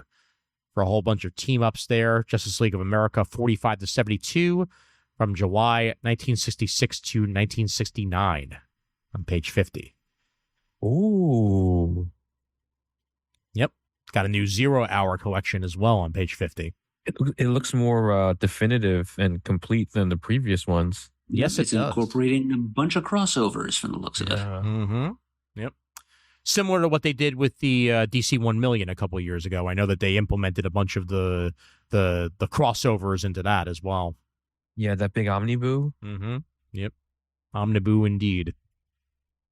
And DC finest Legion of Superheroes, Zap Goes the Legion. Collects the first collection starring the greatest heroes of the 30th century, features long out-of-print tales from 1968 to 1974. Jim Shooter era Legion of Superheroes stuff being collected for you all on page 51. And some Justice Society of America stuff by Gardner Fox on that very same page. Mm-hmm. Very early JSA stories, issues 3 through 12. That's like the first 8 appearances, I guess, of the Society from All-Star Comics back in the 40s. Indeed. 2024 edition of Joe the Barbarian, one of my favorite Grant Morrison stories. Art and cover by Sean Murphy as well on page 54. That collects all 8 issues of Joe the Barbarian. And finally getting a trade of The Outsiders there. I've been waiting for that. Yes, indeed. Yep. And that collects the first 6 issues, and there's only going to be a second trade after that, and then we're all finished up. So, unfortunately, the case for now, unless they decide to bring it back. And that concludes the DC catalog. All right, onward we go to Marvel, and that is not Uncanny X-Men. That is Amazing Spider-Man number 59. Enough already, Marvel. Enough with the Disney variants. I'm no longer interested in any of them. Not that I really was before, but I'm even less interested now. Please tell me about it. It's so stupid. Yeah. What I am interested in is on page 2 here, and that is Maria Iodele with Lucas Werenek on the artwork chores as Storm gets her first ever ongoing series. Earth's Mightiest Mutant now headlining her on her own. As Aurora has lived many lives, she's been a thief, a goddess, an X-Man, a queen, and now an Avenger. She's the most prominent, most respected, and most powerful mutant on the world stage. And in that role, she intends to be a force for positive change. First up, a major meltdown at a nuclear facility in Oklahoma City draws Storm from her sanctuary in Atlanta and into a moral conflict that will test her iron resolve. Guest starring X Factor's Frenzy, of all characters. Fascinating. Well, I'm checking it out. Oh yeah, I'm definitely checking it out. And what a good time to be a fan of Storm right now. You know, she's got a solo series. She's a member of the Avengers. Finally, it's the era of Storm right now over at Marvel Comics. Yep, and she didn't need to get married to Black Panther to do it. Indeed. Yep. Moon Knight, Fist of Khonshu on that next page. Jed McKay, Alessandro Capuccio, Mark Spector, Back from the Beyond. We all didn't see it coming. Not at all. Nope. A hero coming back from the dead? Never. Never. No. Certainly not in a Marvel comic. No. Phoenix what? What? Well, it happened on page 4. Yep. And meanwhile, that Iron Man fella gets himself a new number 1 as Spencer Ackerman takes over the writing chores with Julius Ota on the artwork. That is I'm in on this. That is a hell of an armor right there. Yeah, I think I'm in on this one. Man, a new brutal era begins as Roxxon and AIM team up to take on Stark Unlimited. But they're ready for the old Tony Stark. This one, he's a lot angrier than he used to be. Iron Man's going to war. Damn. Okay. Kind of a Arno Stark vibe from that new armor. Yes. I got the Scotty Young cover. Nice.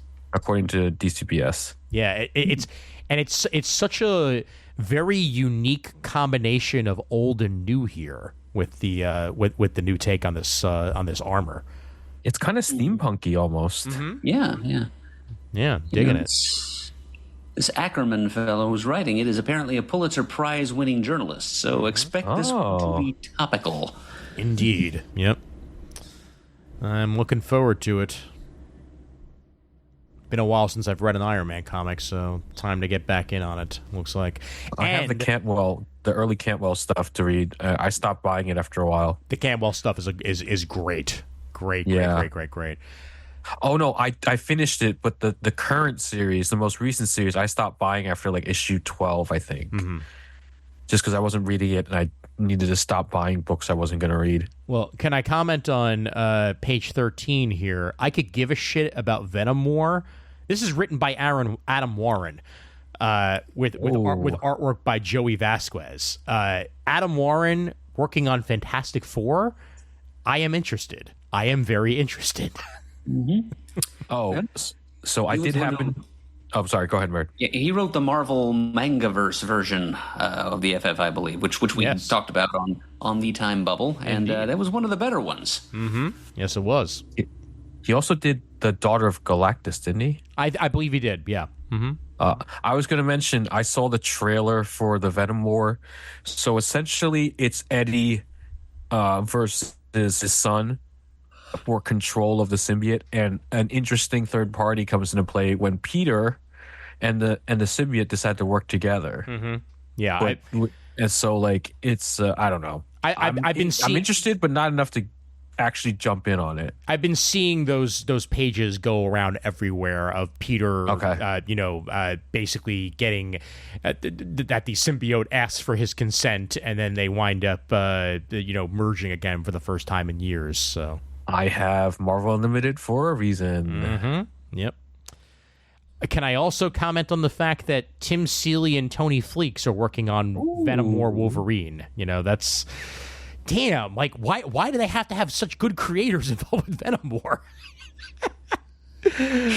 Makes it a lot harder to ignore. I know. I symbiote. Yeah. What I want a symbiote. Yep. Look at this costume here. That's... Oh, my God. That Peter Parker, King in Black. Kelly and Lanzig working on a Venom War Spider-Man. Unfortunately, the art is by Gregory Land. Yes, so. Gregory Land is indeed working on it. That makes it a little less interesting. What I am interested in, though, is this Blade Red Band 105 here. Brian Hill and C.F. Villa on the writing and artwork chores, page 17, as a new dawn for the Daywalker begins. Post Blood Hunt. Yeah, he looks like he's about to go make a name for himself. Mm-hmm. Oh my God. Some motherfucker's always trying to ice skate uphill. That's hard.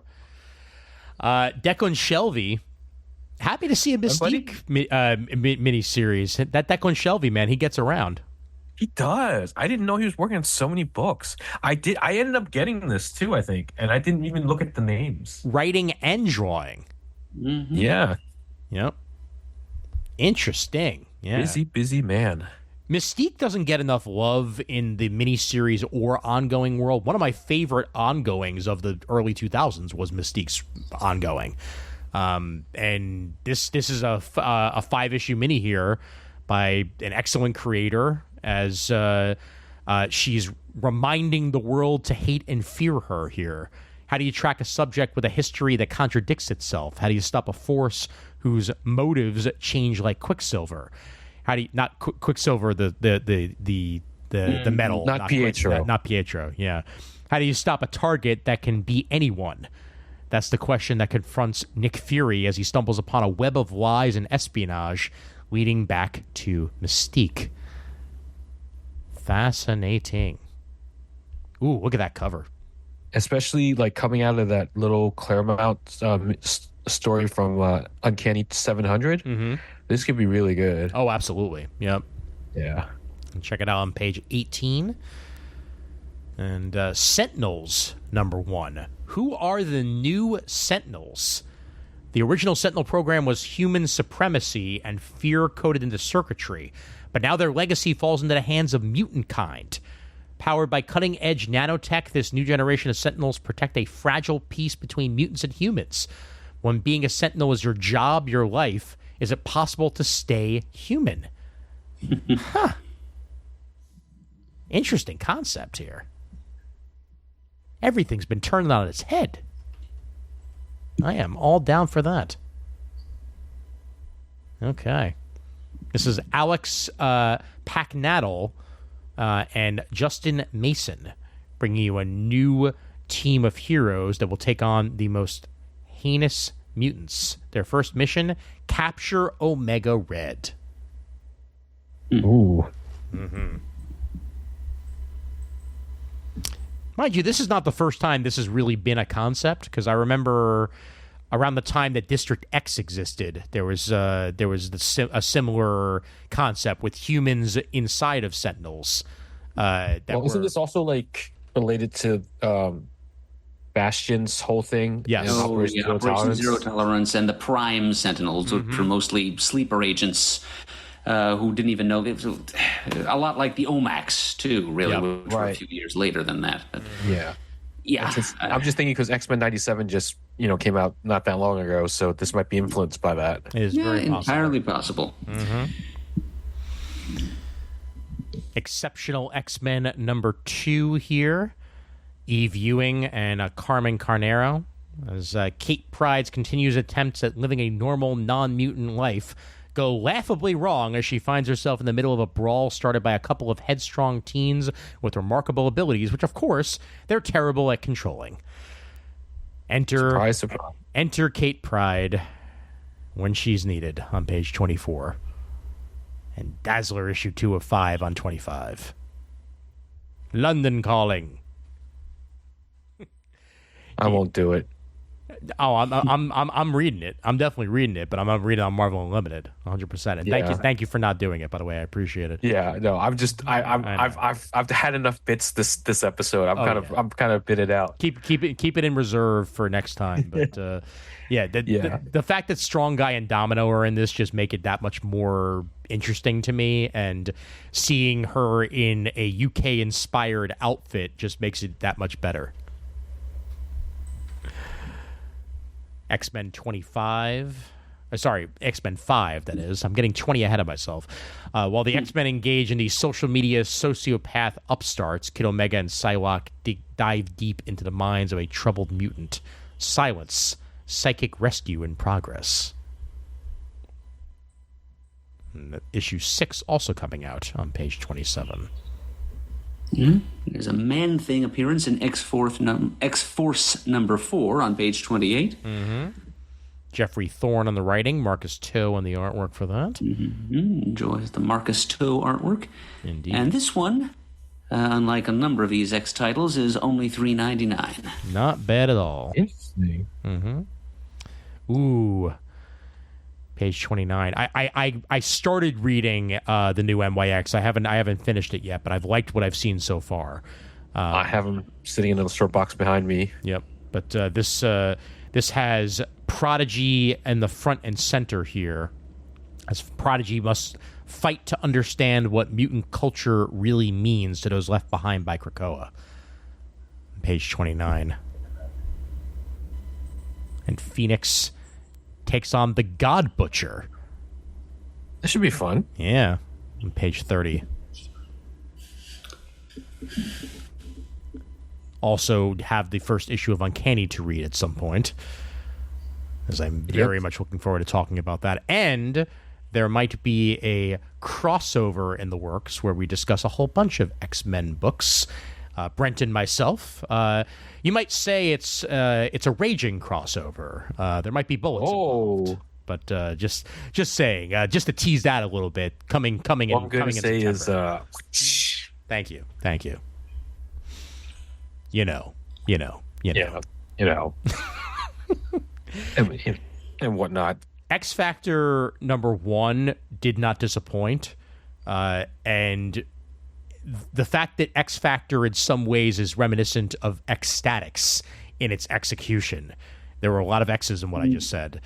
Yes. Makes me even more intrigued. You can make a song out of it. Yeah, no. But X Factor goes to the moon in X Factor number 3 here.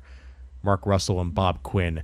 Essentially, X Factor keeps going because of the social media effect of if they put them into death-defying situations where chances are they will probably wind up dying in the process, they'll get more social media hits. Right. So that's actually how it works. Yep. That is actually sadly how it works. Mm-hmm. Yep.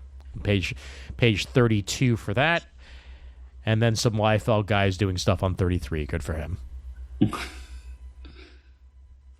I was thinking about I got the first issue of Annihilation 2099, and I didn't realize it was weekly, so I didn't get the other 4. So I think I'm out on.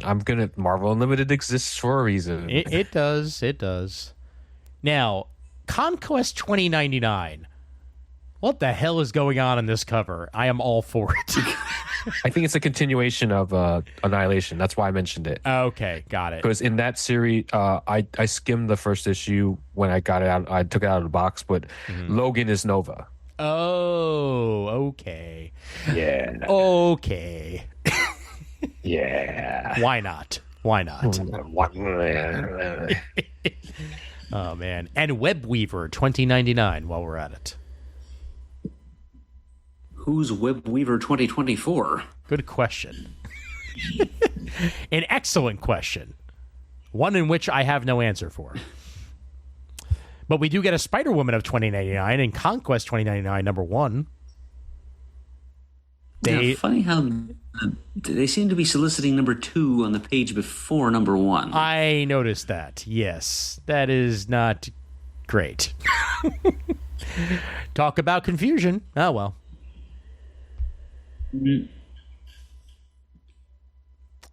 The Crypt of Shadows is definitely the Halloween issue this month for Marvel.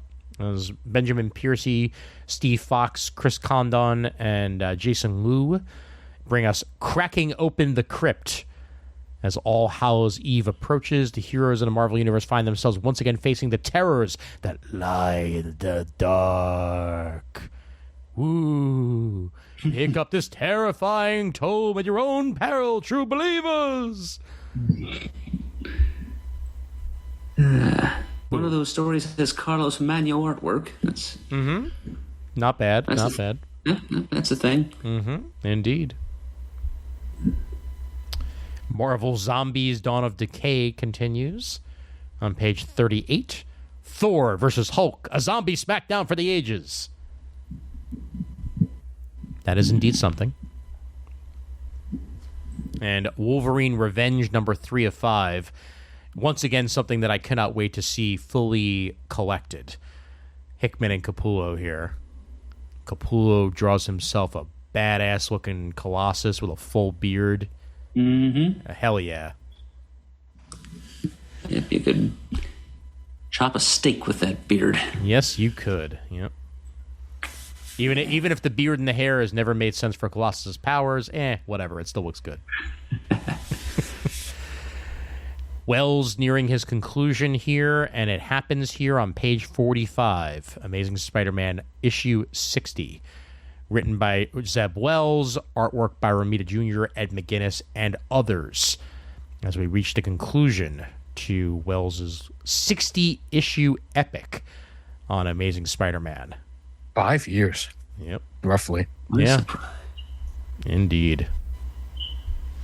And it looks like Mr. Casey is going to be taking over from there. I might jump back for a bit. Spectacular Spider-Men number 8. A new hero rises as a new story arc begins. As Greg Weisman continues to be on the writing chores. And Corey Smith steps in on artwork on page 48.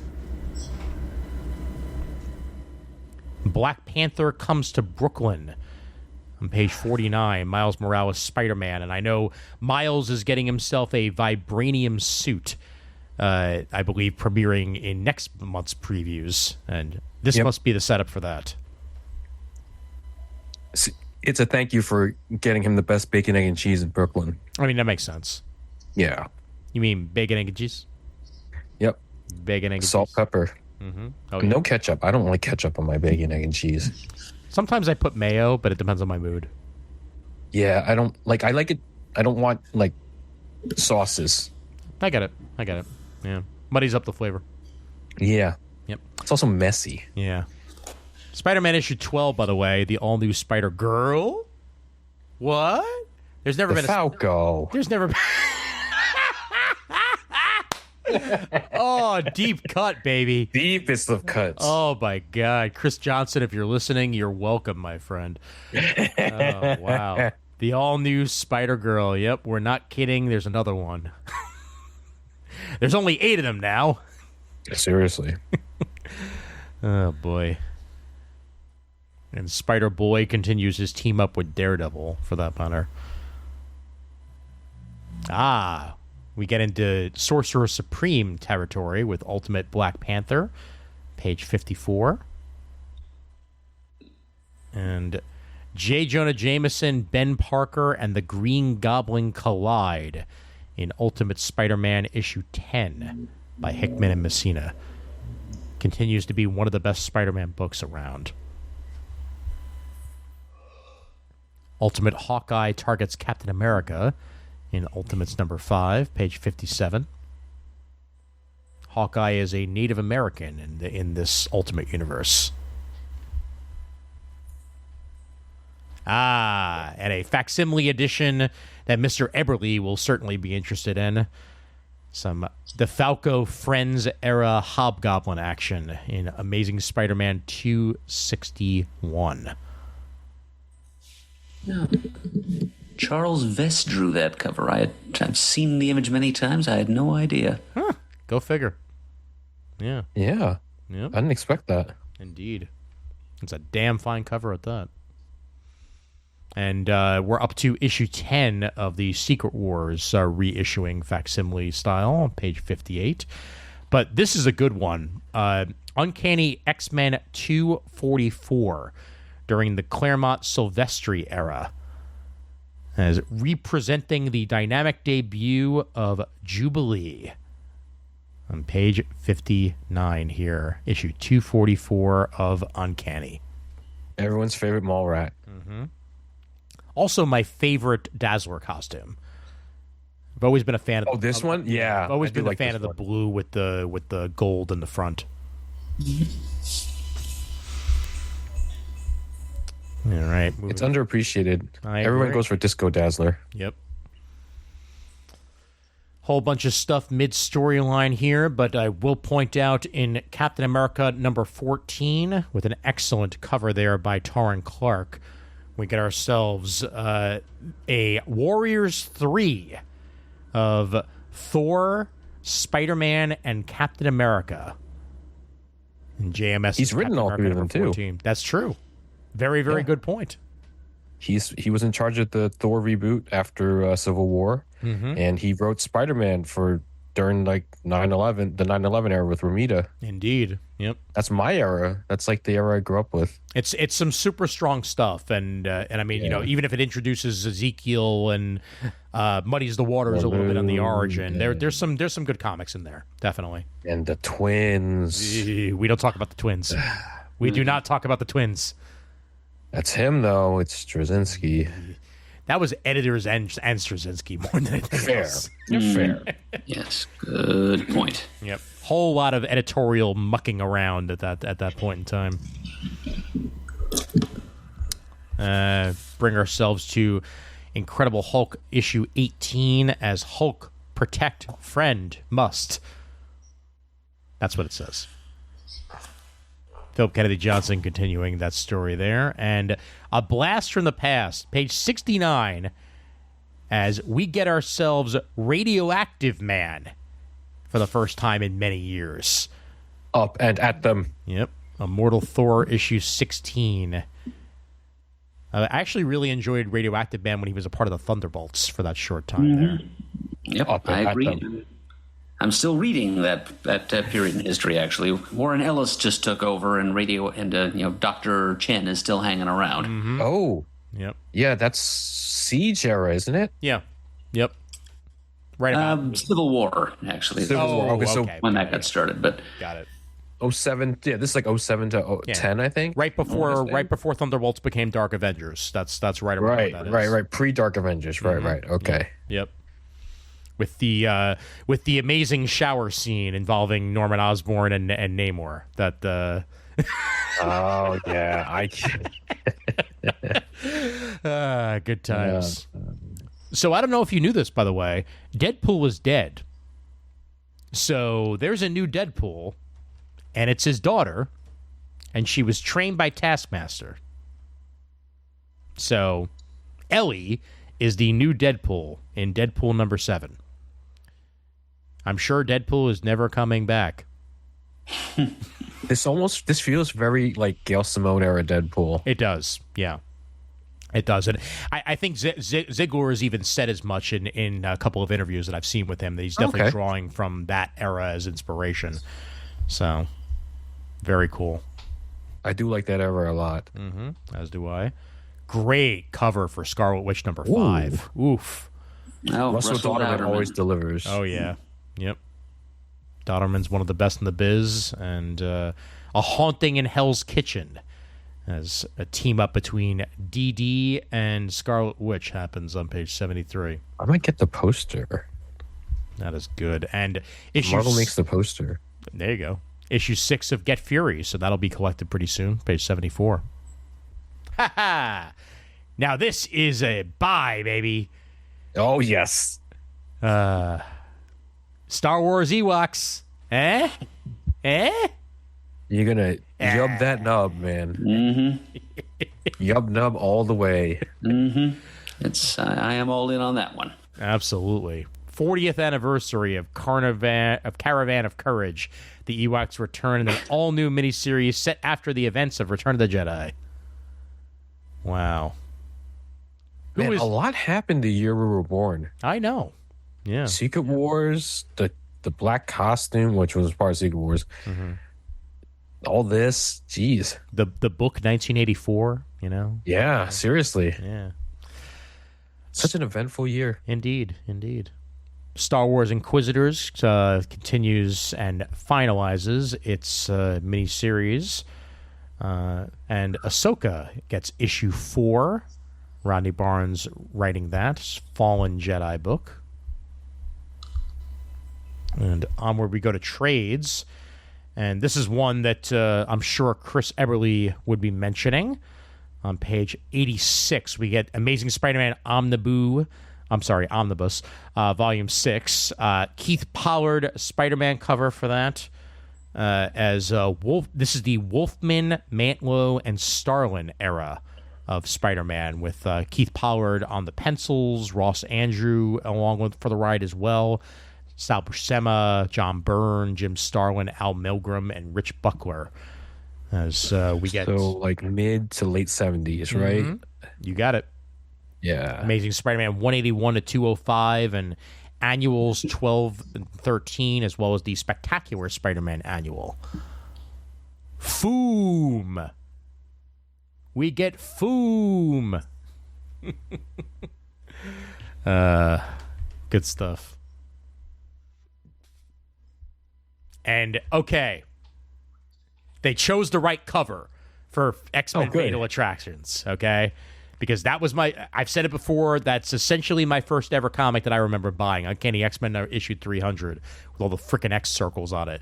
So it's a new printing. I may need this on my shelf in hardcover form just to have it as you know, easily accessible to me. But this collects the entire Fatal Attractions storyline. Scott Lobdell, Peter David, J.M. DeMatteis, Joe Quesada, Fabian Nicieza, and Larry Hama behind that. I haven't revisited this in a long time, so I might get it too. Mm-hmm. This is something to not sleep on either. Page 89. A lot of people forget about Ultimate Fantastic Four from the original Ultimate series, and this is when Bendis and Millar were co-writing it, and then eventually Warren Ellis and Mike Carey took over. But it's Adam Kubert, Stuart Immonen, Jay Lee, Greg Land, and Mitch Breitweiser on the artwork chores. It was an interesting concept for a while there, this version of the Fantastic Four, until, you know, shit hit the fan and Reed went all cuckoo. the maker. Also, they did a Marvel Zombies crossover with that. It was a red herring if I remember right, where Reed talks to Reed and he thinks it's like 616 Reed, and it turns out to be Marvel Zombies Reed. Indeed, that's how the zombies first existed. Was that very first issue there? Yep. And of course, any of you Hotmo fans out there, Volume 2 hardcover available on page 92.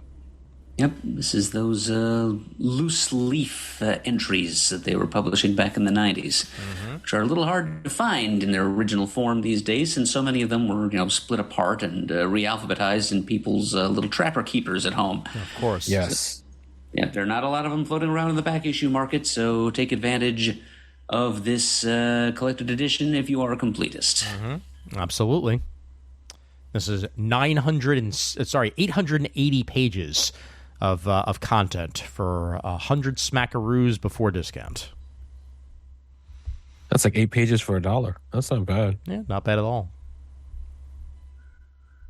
Further down into the collections we go. X-Men 97, Great Expectations, collected in one tome here. Great Todd Knock cover. Salva Espin on the interiors, Steve Fox on the writing. This is a companion piece to X-Men 97, basically filling in some gaps before the series began in animated form. So nice in-between stuff there, including some Sabretooth action. So all 4 issues of that X-Men 97 miniseries available for you here on page 100 and 101. And down we go into Star Wars Darth Vader Black, White, and Red. Jason Aaron, Peach Momoko, David Paposi, and others. This is some great Star Wars action here. Collects all 4 issues of the Darth Vader Black, White, and Red into one collection. So if you're looking for some good Darth Vader stories, that's for you there on page 107. And to finish us off with a epic collection, Seasons of the Witch, the Stern Burn era of Avengers. Stern and Burn. Project Pegasus involved at this point, the Darkhold, Hawkeye going solo, bunch of Mockingbird stuff in there, and Doctor Strange looking for some help from the Avengers, and the Fantastic Four showing up. So, whole bunch. Can you go back up to the Surfer real quick? Yeah, of course. I didn't see it that well. Which one? Further, another page up. Oh, the There's a Silver Surfer collection. Oh yes, there we are. Page 113. The Herald Ordeal. That's the Mars, Starlin, Peter David, Roy Thomas, Silver Surfer stuff. Oh, it's the Infinity War stuff. And okay, I read some of this when I was a kid. I didn't get all of it, so I might get this. I know Murd has most definitely read a bunch of this. I certainly have. That's all available for you on page 113. That's got Silver Surfer 67 through 75, Silver Surfer Annual in there, Silver Surfer Homecoming, and materials from a bunch of annuals, including Incredible Hulk, Namor, Doctor Strange, and Sorcerer Supreme, for that matter. All right, and I'll finish us out with Star Wars Epic Collection, the original Marvel years, Droids and Ewoks trade paperback. Star Wars' most beloved characters take the spotlight in this Droids and Ewoks collection, and collecting Ewoks 1 through 14, Droids 1 through 8, and the Ewoks UK Annual from 1989. Page 116. There's some stuff that has not been reprinted very often. Oh yeah, you better believe it. Well, as the interiors probably say, beep beep beep beep beep beep beep. Sorry for my profanity there.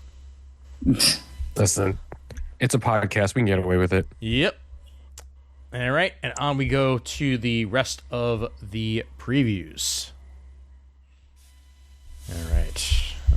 Out of a blaze we go. We get to a featured item. There was an Ablaze Korean book actually. Oh, It's called The Breaker, I think. The Breaker. Volume 1. Let's see. Boo. Page 205. Thank you, sir. Page 205 it is. So I was just getting curious at all these manga style books. Mm-hmm. And I was reading the description for it. It's a martial arts epic, which I love, but it's Korean, and I've never read. Obviously I've read and watched a ton of Chinese stuff, and I've seen, Japan also has their own martial arts epics. Anime is a lot of martial arts, Dragon Ball, Naruto, etc.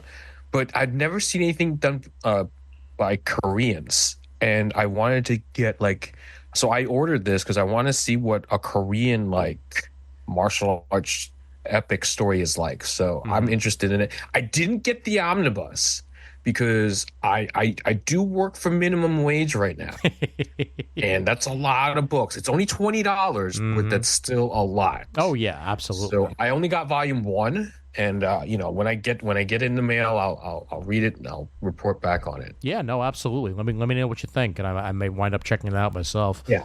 I was also looking at it because I saw the Sumerian stuff, and as much as I'd love to read up on the Sumerian, that's also a lot of books. Yes, definitely. But I do want to. I've never really read Conan the Sumerian in his entirety, except for a couple of stories here and there. So I want to really understand Conan a bit. The Sumerian a lot better. Please, Howard Estate, don't come after me. Yes, don't. I'm not publishing anything. Don't worry. You're in the clear, man. You're in the clear. Do not crush your enemies, see them driven before you, and hear the lamentations of me. Well, can I focus on this Eisner nominee that's a featured item on page 195? Parliament of Rooks by Abigail Jill Harding and Richard Starkings. Art by Abigail Jill Harding, while we're at it. After waking from a strange dream, architect Darius Ravenscar. What a name. Damn. Could you imagine giving birth to a child and naming him Darius Ravenscar and expecting him to be an accountant? Right. That it just wasn't going to happen. It wasn't going to happen. Makes plan to head to the city of Ibervik to show the princess the designs she had commissioned. However, at the masquerade ball, it becomes clear that something is terribly wrong. This is a Eisner-nominated gothic horror, and it's their first time in print with Ablaze. So Parliament of Rooks available for you all on page 195, and it has some damn fine artwork previewed on the next page. That's very pretty. Yep. Very interesting stuff. Got a lot of Sandman vibes going on there. Yeah. All right. Getting further down. Liquid Kill. I mentioned because it's called Liquid Kill. Massive's top-selling cyberpunk action series returns with an all-new run. Don't miss the continuing exploits of Liquid Kill, available for you on page 208. Cyberpunk. Girls. Stuff. Check it out. The I Spit on Your Grave script book. Because I spit on your grave for me to poop on. I think At Bay Press is my next one. Okay. Celebrates 45 years of the cult classic film I Spit on Your Grave, a.k.a. Day of the Woman. You gotta love it. Page 211 for that. How about this? The Bunny Man's Furry Nightmare. Nick Burmel. Innocent trip to FurryCon leads Floyd the Bunnyman and Jack the Jackalope down a rabbit hole of secret societies and wacky celebrities. I'm sorry, they just said rabbit hole, and I just completely, that's too much pun. I can't. Yeah, and also, do they mean FurryCon as in a Yes. convention for furries? I do believe that is the case, yes. Okay. Page. The cover kind of bears that out. Yep. Yeah. Or bunnies it out, as it were. Yeah. I was trying hard not to do it. Yeah. I'm punchy to begin with tonight, so those bad puns are all going to wind up coming out, whether I like it or not. Yeah, they are. Yeah. Here's something better. And I mean that sincerely. Here's something better. The Nine Lives of Salem. Cullen Bunn on the scripting. Dan Schoening, Ben Galvin, Matt Herms, Jack Morley. I love that Archie's putting out this fascinating horror stuff with some great creators behind it. And this focuses on Salem the cat. Right. This is the puppet cat from the Sabrina the Teenage Witch comics and TV show. And it's being played as like straight horror. Yep. Gotta love it. So Salem was a lot more horror-y even in the TV show, the more recent Sabrina TV show. But this is going to be some good stuff here by Cullen Bunn. So check it out if you're interested on page 220. And then a more traditional Archie Halloween Spectacular by Ian Flynn and a bunch of others on page 222. 222. Onward to the Dark Horse. Let's go with a book written by comic luminary and not for anything else, Tom Hardy and various. Listen, that Tom Hardy. You put respect on the name of Shinzon of Remus, okay? Oh my God. It Archbound is what this book is, and artwork by Ryan Smallman. Scott Snyder and Frank Thierry are behind this as well. Bring you a bold new sci-fi saga in a future where Earth has become a barren wasteland. Xenotech, harmless, harnesses the unmatched energy of chromium to assert its dominion across the stars. And when Kai, a rising star mediator in Xenotech's army, gets an unexplained message from a mysterious entity, everything he thinks he believes is thrown into question. And that is the premise behind Arcbound, with some Seems interesting. very fascinating people behind it on page 229. On that same page, by the way, Raph, I don't know if you realize this, Michael Avon Oeming is doing an Assassin's Creed book. Whoa. I just saw the name. Yeah. I saw Assassin's Creed. I was like, I haven't played an Assassin's Creed game since Ezio was around. So, but then I saw Michael Avon Oeming. That's a pretty big get for them. Yeah. Not to mention Assassin's Creed showed up in the opening ceremonies for the Paris Olympics. So That's right. And there's that new game coming out pretty soon.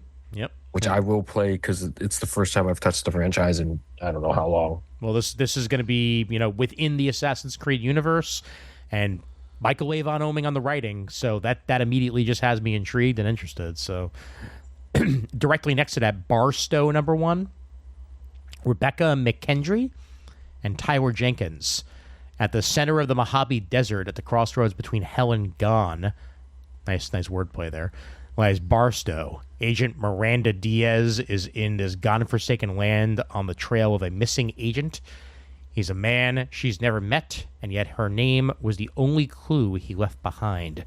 Something dark, something demonic lurks beneath this oddball town. But can Miranda unravel the mystery before all hell breaks loose? Fascinating horror tale there. Barstow, page 229. Then at the top of page 230, we are getting some more Black Hammer. It's funny because the last thing we got was called Black Hammer The End. But giving the lie to that, we're going right on into another Black Hammer thing with a new cast of characters, apparently. A new group of heroes that have been cast out of their native reality.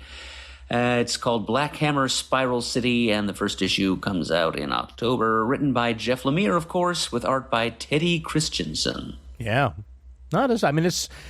You could continue Black Hammer as long as you want to continue it, quite frankly, and just bring in new cast-off characters, similar to how once you were done with one group of exiles, there was another group of exiles to, follow along after that. So, endless possibilities in the Black Hammer universe. Page 230. Oh, actually, real quick, that Borderlands book is by friends of the show, Amy Chu and Mike Norton. Oh, yes, good point. Norton. Supporting Norton. Norton. Former celebrity and current badass Saren Amara misses the fame and excitement of her glory days. Nowadays, common stooges don't know who they're messing with, though they'll soon find out. Yep. In the Borderlands universe, Moxie's Mysterious Memento by Amy Chu and Mike Norton. Definitely worth checking out if you're into Borderlands or if you just want to support Norton. True. Page 230 for that. And then on the next page, FML number 1. Kelly Sue's got a new book. Kelly Sue DeConnick, David Lopez. The team that did Captain Marvel. Indeed. And Bitch Planet, for that matter.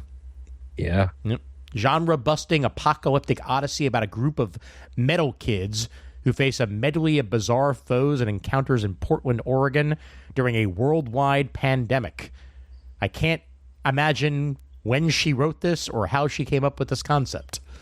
I get the feeling she might have thought of this, I don't know, 3-4 years ago. Thereabouts. And Yeah. considering that her and Matt live in Portland as well, this sounds pretty close to home. Well, Matt was busy working on Godzilla, Monarch Legacy of Monsters. Yep.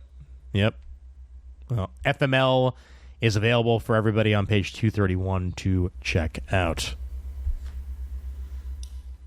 And you skip past the Jewish wrestling book, where The was Masked Mocker. where was that?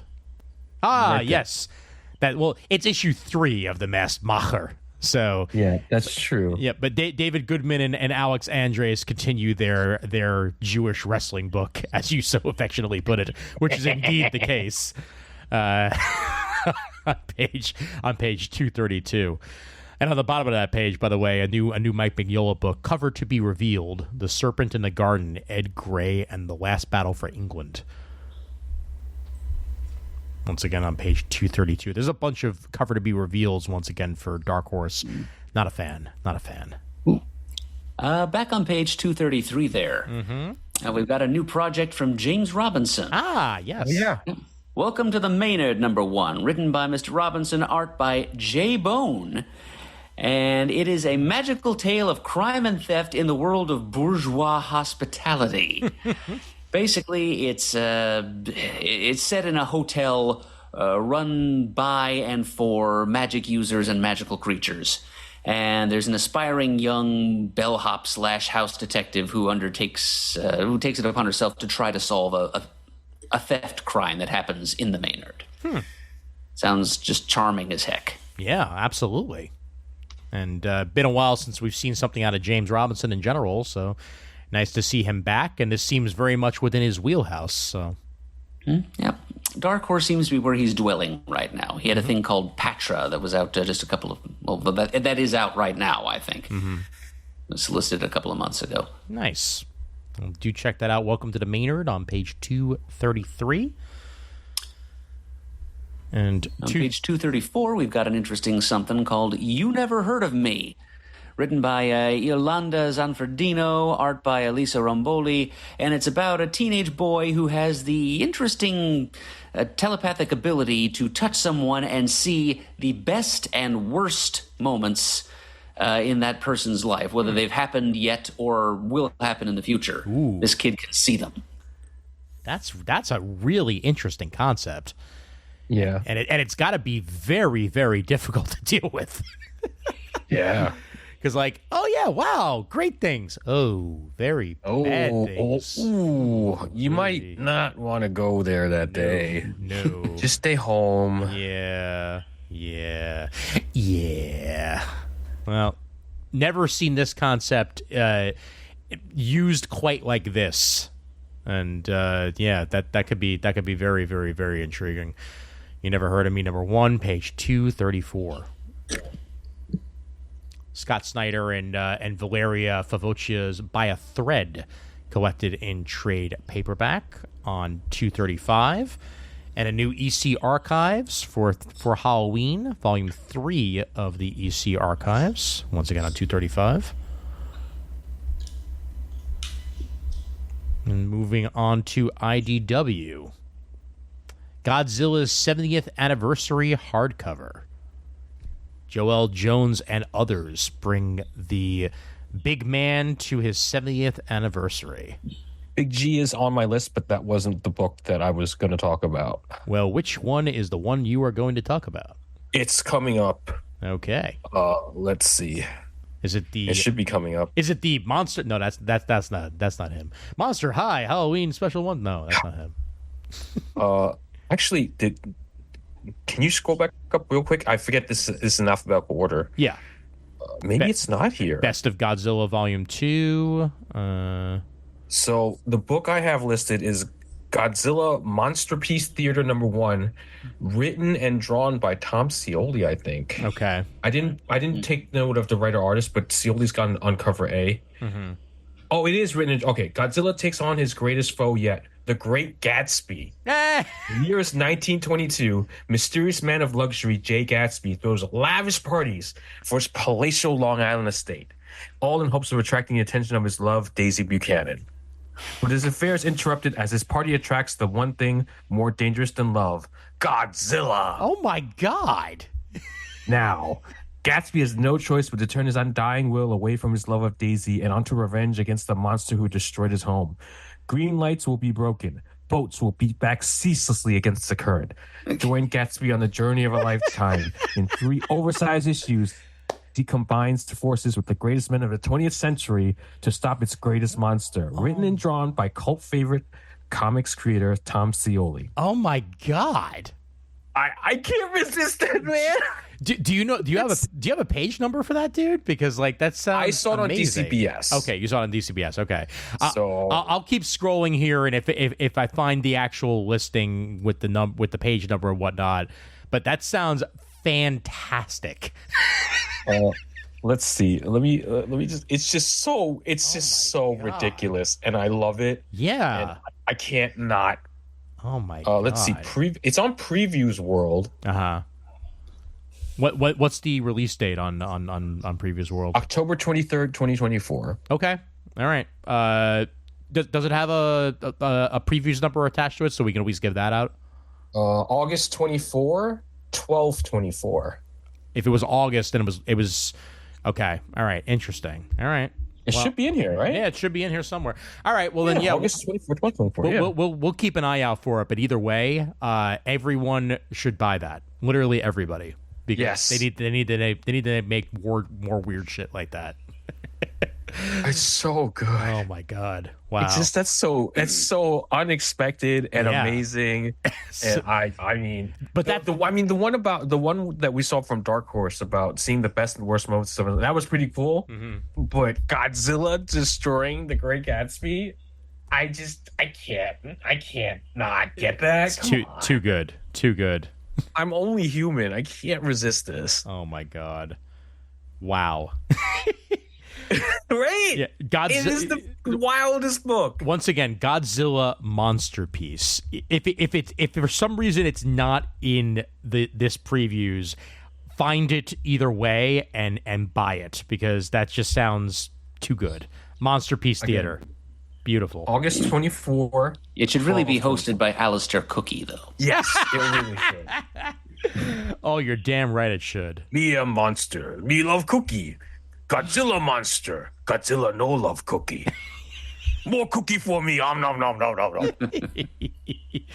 Oh my God. Well, meanwhile, while I think about how amazing that book is, there's other amazing books to talk about in this previews. Page 240 has a bunch of Star Wars stuff. You mean Star Trek? Star Trek, yes, thank you. I'm tired. Star Trek 25, behind the curtain, people. I literally first landed back in New York at about 1 a.m. last night. So, yeah, I'm powering through for you people. All right, that's why I'm a little bit extra punchy today, which hopefully means I'm funnier. Star Trek number 25, Kelly and Lanzig. It's the 25th issue of their amazing Star Trek run, and also solicited on the same page, Year 5 Deluxe Edition Volume 2 is Lanzig and various, along with Stephen Thompson and Angel Hernandez on the Year 5 stuff. And a Star Trek Lower Decks collection by Ryan North and Chris Finaglio available for you all as well on page 240. Teenage Mutant Ninja Turtles X Naruto. Yeah, I skipped that. I can't. It exists. I know. I can't. This is a comic book that exists. If there's a Raph cover, I will buy it. A solo Raph cover, like if Raph is the main, I will buy it, but I'm not. No. I just want to point out one more time that this exists. I will move on now. Believe it. Page 241. Caleb Gulner, Hendry Prestea, or Presetia. Mm-hmm. This exists. I don't know how they got that. I don't know how they got the people in Japan to do this. I'm stunned. I was wondering what you guys would think of that crossover, and I guess now I know. Yeah. It exists. I can't. Listen, I love the Ninja Turtles, but like I have my limits. Well, you know why it exists is that clearly the Naruto creator is a fan of turtles. And, yeah, no. And you know, if either he went to them or they went to him, and that's how it wound up happening. But page 241. I just want to hear those conversations. Yes, as do I. Cooking with Monsters, Volume 2, Harm to Table. I just had to say that. Page 243. Harm to Table. My God. And Dan Mora had enough time on his hands to do a cover for DC Superheroes, the Ultimate Pop-Up book from Abrams. Yep. So that is also worth checking out on page 245. On that same page as well, The Art of Futurama. So any of you Futurama fans who want an art book, you have that available to you now on page 245. There's a new Frank Miller book, Pandora Book 1 by Frank Miller and Various, with Emma Kubert on the artwork chorus. So teaming of the Kubert family and Frank Miller on a project together on page 246. And on the same page, John Leguizamo has a graphic memoir out, written by himself with artwork by Krista Casano and Seamus Beale. Mm-hmm. Yep, Mr. Leguizamo, not his first dip in the comic book world, and wouldn't be shocked if he's once again at New York Comic Con this year, considering his graphic novel. So very cool. He might even have enough to he might actually have it out in time to have sign and promote. Mm-hmm. And an introduction by some schlub named Lin-Manuel Miranda. Who? Yeah, exactly. Never heard of him. No, never heard of him. 246 for that. Spider-Man Mighty Marvel Team-Up box set out of Abrams Fanfare for some of the kids' Spider-Man books. Mighty Marvel Team-Up by Mike Mayhack. And on that same page, the Really Complete Paradise 2 by Terry Moore. Before Terry Moore launched his comic book career with Strangers in Paradise, he spent years honing his artistic chops drawing comic strips. And these are those never published until a limited run series in the 2000s titled Paradise 2 strips. All available in one trade paperback here on page 248. Must have for any Terry Moore fan.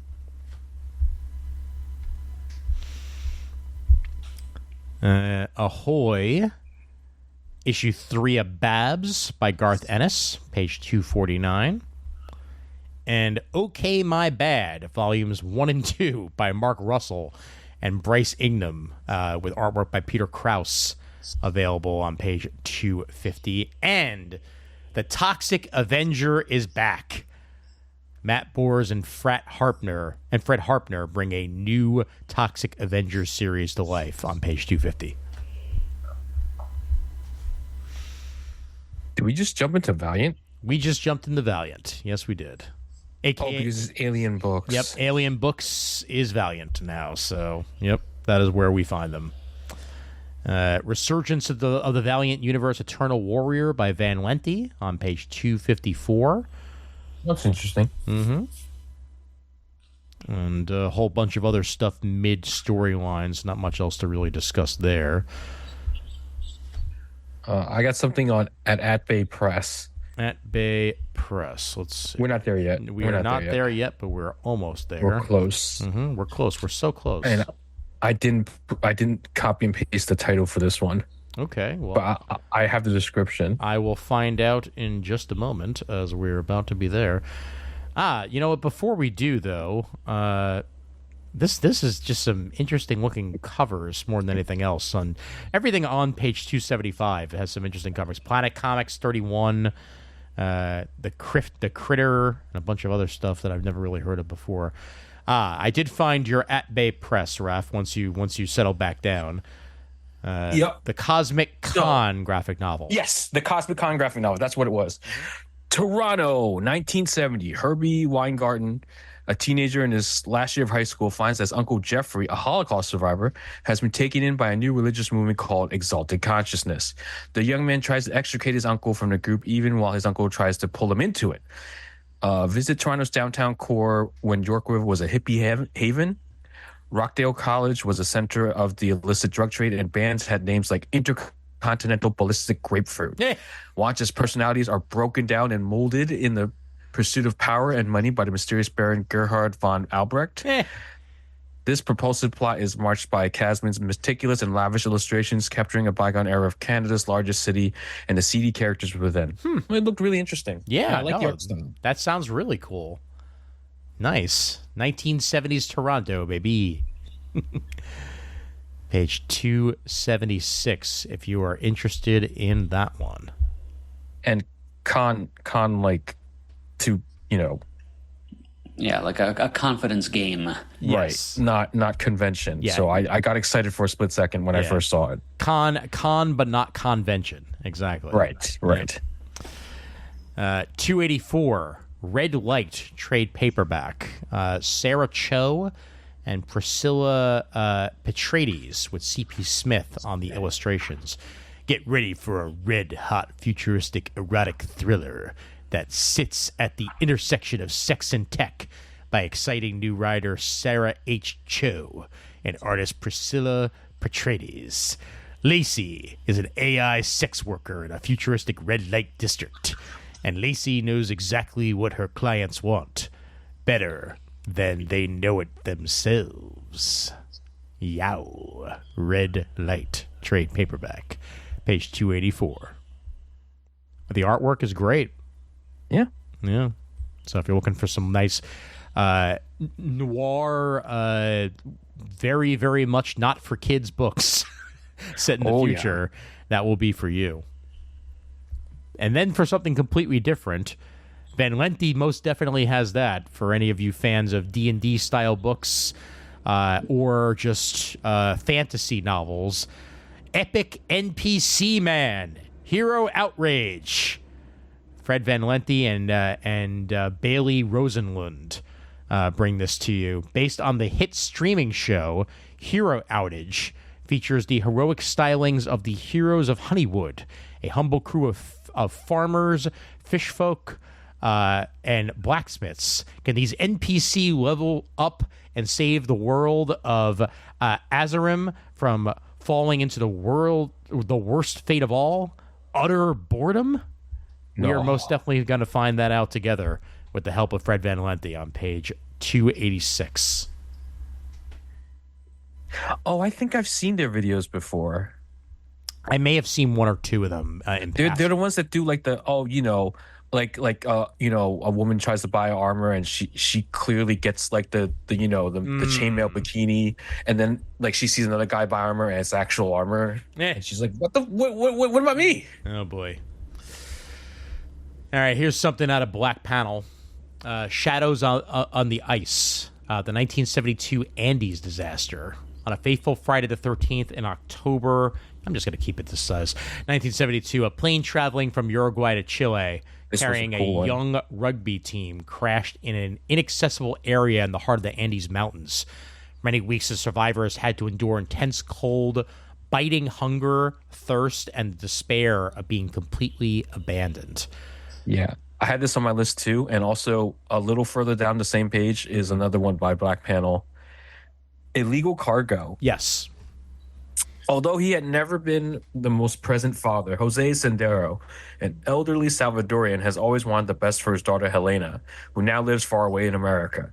When an unexpected messenger arrives at his door, Jose must decide whether to bury his head in the sand or leave everything he knows behind to be there for his daughter when she needs him most. Illegal Cargo is a 100-page graphic novel inspired by the touching true stories of everyday migrants on perilous journeys north from Central and South America. Fascinating story. Yeah. Yep. Story inspired by, modern day news. So I thought it was cool. And that airplane one was sounds like a crazy survival story. So I also gave that one a shot too. Sounds like a real life Yellow Jackets, essentially. Yeah. Yep. Page 294 for that, and but I'm gonna pay more attention in general to Black Panel Press. I'm really liking the looks of the books that they've been putting out. The Great When, a long London novel by some schlub named Alan Moore. Who? 296. This is a novel, by the way. It's not graphic. It's just a novel. But Alan Moore presents the first book in an enthralling new fantasy series about murder, magic, and madness in post-World War II London. So if you're looking for some more Alan Moore stuff, but not necessarily stuff with comic book art to go along with it, The Great When, the long London novel might be for you on page 296. Still writing stuff, Alan Moore. Still not bitter at all. Always bitter. Always. No. Always bitter. Yep. All right. Let's head over to Midnight Tiger Origins. CEX Publishing for this. Ray Anthony Height and Dwayne Feenstra with art by Ray Anthony Height. Meet Galvin Shaw, a disillusioned teen living in the crime-infested city of Apollo Bay. On the verge of losing all faith in the capes and tights of his world, fate steps in and gives him an opportunity to do the things they won't and fight the battles they don't. Finally having the means to do something and wanting to put his newfound abilities to good use, Galvin becomes the crime fighter known as Midnight Tiger and begins his assault on the gangs and drug dealers of Apollo Bay. Nice grounded superhero storytelling out of CEX Publishing. Midnight Tiger Origins hardcover available for you on page 307. And right next to it, also from CEX, a one-shot called Trample. Okay, here's the pitch. When her child is harmed in a trap meant for her, a vengeful mother is forced to hunt down and destroy the lives of those responsible twice. But here's the twist. The mother is an elephant. Mm-hmm. Yeah, not an anthropomorphic Babar-style elephant either, just a normal quadrupedal elephant. And this is her story of revenge. You know, I've heard this about elephants, Murd, and you may have heard it as well. They don't forget. To kill. That does sound pretty good. I mean this from the bottom of my heart. Don't mess with an elephant. Don't mess with an elephant. I'll do my best not to. Good. My next one isn't for a while. Little B books, so All right. That's L. Well, how about Frankie Boy Monster by Morgan Herron? Very Mignola cover there. Yes, I did see this one. Yeah, growing up is hard enough, but it's even harder when you're a reanimated boy also trying to deal with the isolation of a helicopter parent. He's a hero who's more than the sum of his parts. You get it? It's alive. Oh man, it looks like a cool take on the whole Frankenstein thing. Frankie Boy Monster #1 on page 313, and then on that next page, Printopia by Bob Fingerman. Printopia, Bob Fingerman's first all-new graphic novel in over a decade, is a smart, satirical story set in New York City, featuring a cast of eccentric creators unleashing their visions on the world. Part Ghost World, part Acid Trip. Experience when what Matt Groening describes as brilliantly written, masterfully drawn, funny as hell. And that is a very good pedigree right there. Printopia by Bob Fingerman on page 314. Anything compared to Ghost World, I'm going to be interested in as well. All right. Onward we go to Afterlife, The Boy Next Realm by Gina Chu out of Difference Engine PTA Limited. PTE Limited, not the PTA. Kyra's younger brother is stricken with an ailment that has no cure. The last thing she needs is to find a mysterious boy working in the hospital. But where did he go? And why does she feel this inexplicable connection to him? Spirit Keeper Eric isn't prepared for this. He was just there to do his job and bring a soul into the afterlife. Little did he expect to run into a too familiar face from his past in the land of the living. In his great expanse, where what's lost is found, fate, memories, and love intertwine as Kyra and Eric embark on a daring rescue mission to save a little boy from death's clutches. Nice take on the death concept there in Afterlife, The Boy Next Realm on page 318. Further down we go into the distillery category. And Come Find Me, an autumnal offering by Becky Cloonan and Friends. A new 48-page one-shot from Distillery curates a coven of the most sinister, trailblazing storytellers in sequential art for a haunting collection destined to become a Halloween tradition. This is a Halloween book I can get behind right here because it's Becky Cloonan, and I'm sure it's going to have a lot of good people behind it as well. So Come Find Me, an autumnal offering on page 324.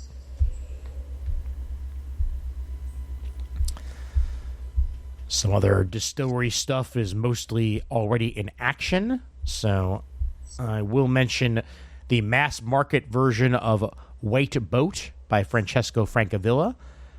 Collects the miniseries in one package on page 334. Available January 2025. Mm-hmm. Yep. Ultra early solicitations for those ones. Yep. Not surprised in the slightest. Nope.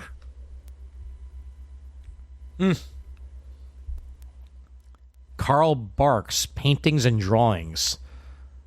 So if you want some Carl Barks stuff that you may not have seen before, this will be a good place to do it. 1965 to 1971 deluxe slipcase, John Garvin on the writing here, and a whole bunch of Carl Barks art available for you on page 340. And I'm adding this one in post as I almost missed it, and had I not happened to check Twitter at the right time, I would have gone to bed and not added this into the episode. Page 340, Kaiju Unleashed, an illustrated guide to the world of strange beasts hardcover. The one, the only Sean Pryor is involved with the making of this. Baracco Comics himself and longtime friend of the show and longtime hater of Superman Returns. Anyway, this is all about kaiju, which is a film genre that emerged in Japan in the early 50s. The movies center on giant monsters battling humans, machines, or other beasts. First popular in the 50s and 60s, this film category has stomped its way back into mainstream culture.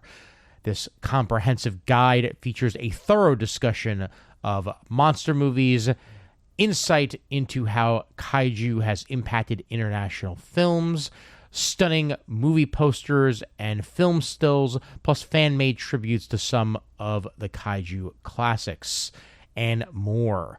This volume provides the perfect general introduction to the genre, reference to its film highlights, and celebration of its practitioners, trends, and stories. A reference book this be out of Epic Inc., and you should most definitely pick it up because it is frickin' Sean Pryor. Need I say more? I do not. I can't believe the Kelsey brothers have a golden book, by the way. We passed that, but we don't need to talk about it. I just think it's incredible. Oh, no, that's hilarious. Of Taylor Swift to get his boyfriend and her boyfriend and his brother a golden book. I mean, look, it's not just the Swift effect. It's the fact that they are the two biggest names in football, even if one of them is now retired. So Right, yeah. That's right. Jason is retired. I forget that. Yeah, I don't. Yep. Oh, okay. Eagles fan on the chat here. Yes, that's true. I'm yes, so sorry. indeed. Yes, indeed. Yep. Gonna have to fill that hole this season, definitely. Well, last We're season, going to too. miss him so hard. I know. Yep. Batman the Animated Series, the official coloring book on page 368. 50 years of happy days. A visual history of an American television classic. Hey. Yep, most definitely. Wait, hold on. I just turned my printer on. I hit it. One of the most successful TV shows of all time. This is the story behind it, and some behind-the-scenes anecdotes and rarely seen photographs to accompany with it. 50 Years of Happy Days, a visual history of an American television classic. Page 368 there. And Cthulhu, Deep Down Under, graphic novel. Volume 3 of Cthulhu Action. I'm sure nothing horrible will happen on page 370. No. I did want to point out Killtown. Regina Kim is the writer behind this, and Alexander Santana on the writing chores. This is in development with Sony Entertainment, full of horror-fueled action. X-Posse's Killtown is a spin-off of their Night of the Cadillacs comic book series. Street-savvy Min wants to make her mark in the world. However, she feels held back in her role as a money runner with the Seven Stars Mob, the biggest crime syndicate in Koreatown.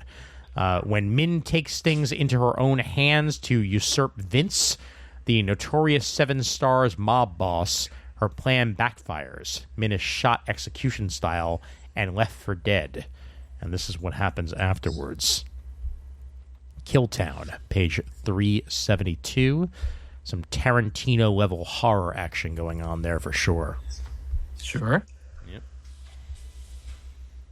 And, of course, Puffin and Penguin for something completely different. He's a puffin. He's a penguin. What adventures will they get into? You find out by reading Puffin and Penguin. Available on page 374. I feel like this is something that Chris Eberly would mention, so I will mention it. On page 375, they have a whole bunch of U.S. comics. America, Volume 1, the U.S. Constitution, The Great Awakening, The Gathering Storm, and a bunch of other stuff. So if you really want some history given to you in the form of comic books, they're all there for you on page 375, as well as the Bible in trade paperbacks. So how about that? Listen, I'll wait for the Marvel crossover where it's Jesus meets the Avengers, and I'll just read that. It's fine. Oh man, it'll happen. I mean, it wouldn't surprise me. Legendary Comics, by the way. Again, it's that time of year. Mary Shelley's Frankenstein, starring Boris Karloff, in graphic novel form. With art by Carrie Gamble. Mm-hmm. Wow. If the covers anything to go by, it looks really good. Yeah, absolutely. For what it's worth. Yep. So a full graphic novel adaptation of Mary Shelley's Frankenstein, available to you from Legendary on page 376.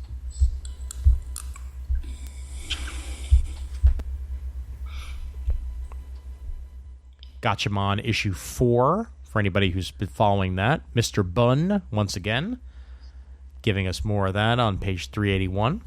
And Jeremy Adams' Flash Gordon on the following page, 382.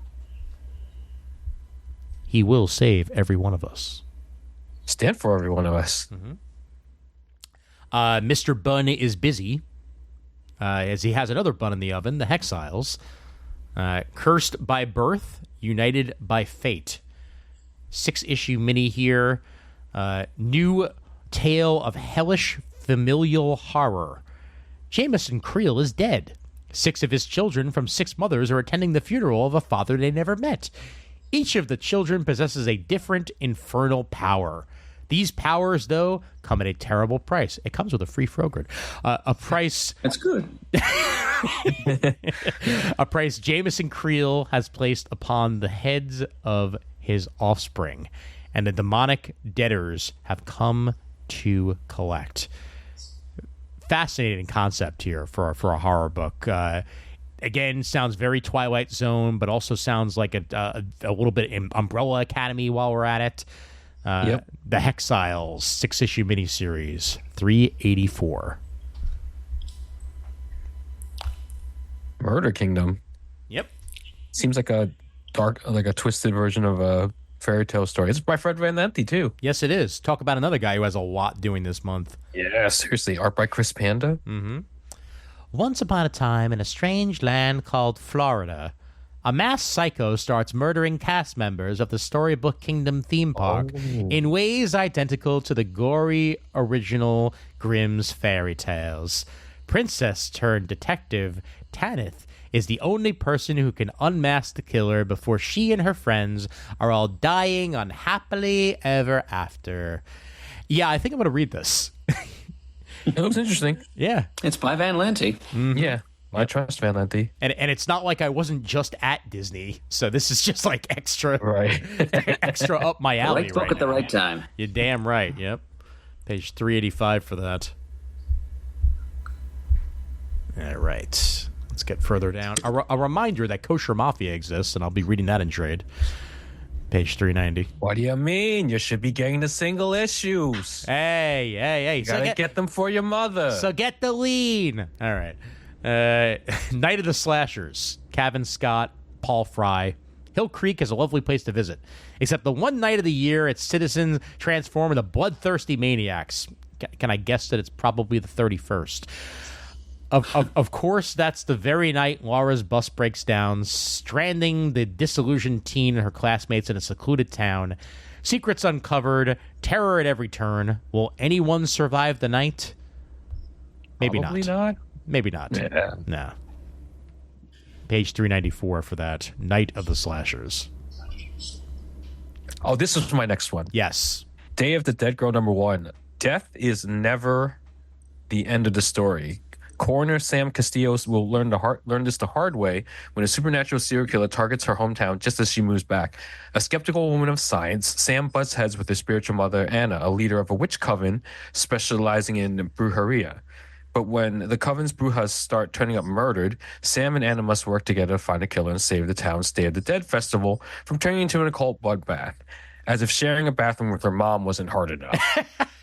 So the writing team consists of Amy Garcia, who was in Dungeons and Dragons at the Spine of the World, and AJ Mendez, who is, for wrestling fans was known as AJ Lee in WWE, and she's also the wife of one Charles Magnet Punk. Yes, indeed. Yep.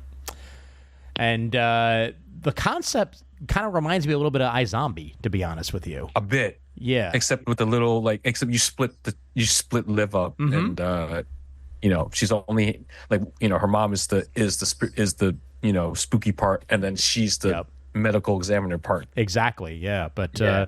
well, I'm interested in this. Yeah. This sounds like a fascinating concept, and wrestlers can write. It's She wrote a book. She wrote a memoir. Nice. It was a New York Times bestseller. There you go. I have it somewhere. Nice. I never ended up reading it because she put it out right during the time I moved, I think. Got it.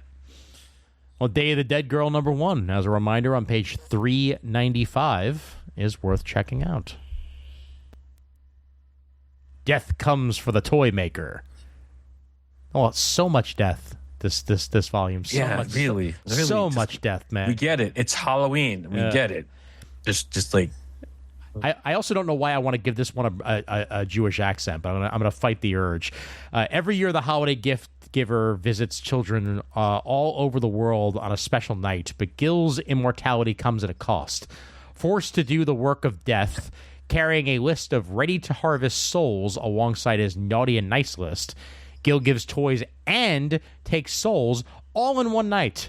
But as the toy maker reflects on the relationship he's had with death for several millennia, an associate reveals a scheme that may just put an end to Death's contract and perhaps death himself.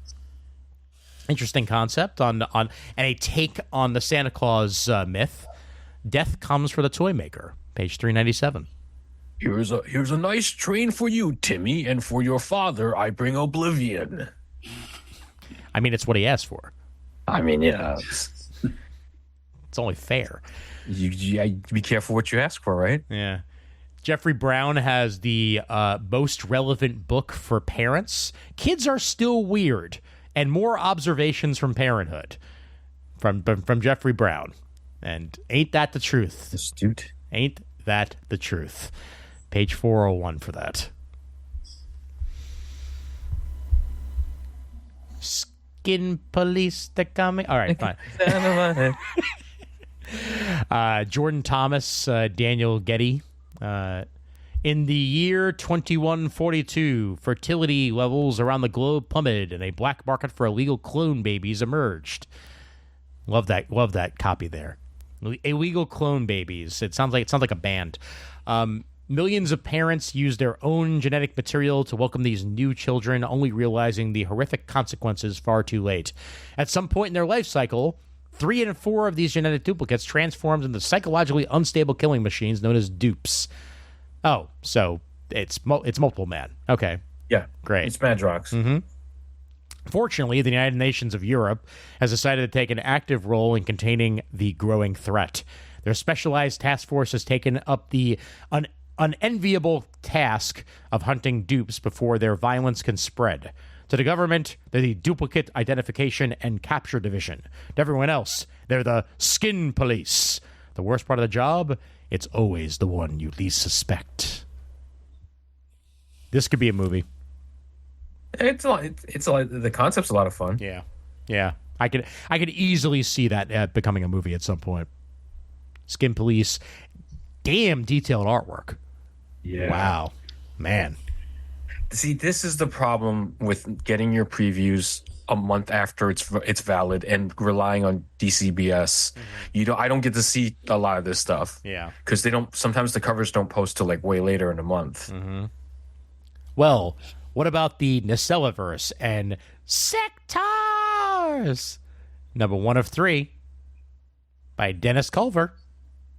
I mean, I could be convinced. Yeah.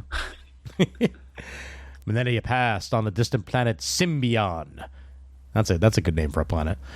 A genetic experiment failed, and evolution took a strange turn. The result of the cataclysm, a world where insects can grow to monstrous proportions, and whose inhabitants have taken on the weird and wondrous characteristics of insects themselves. They are the Sectars, and they're not a toy line, we swear.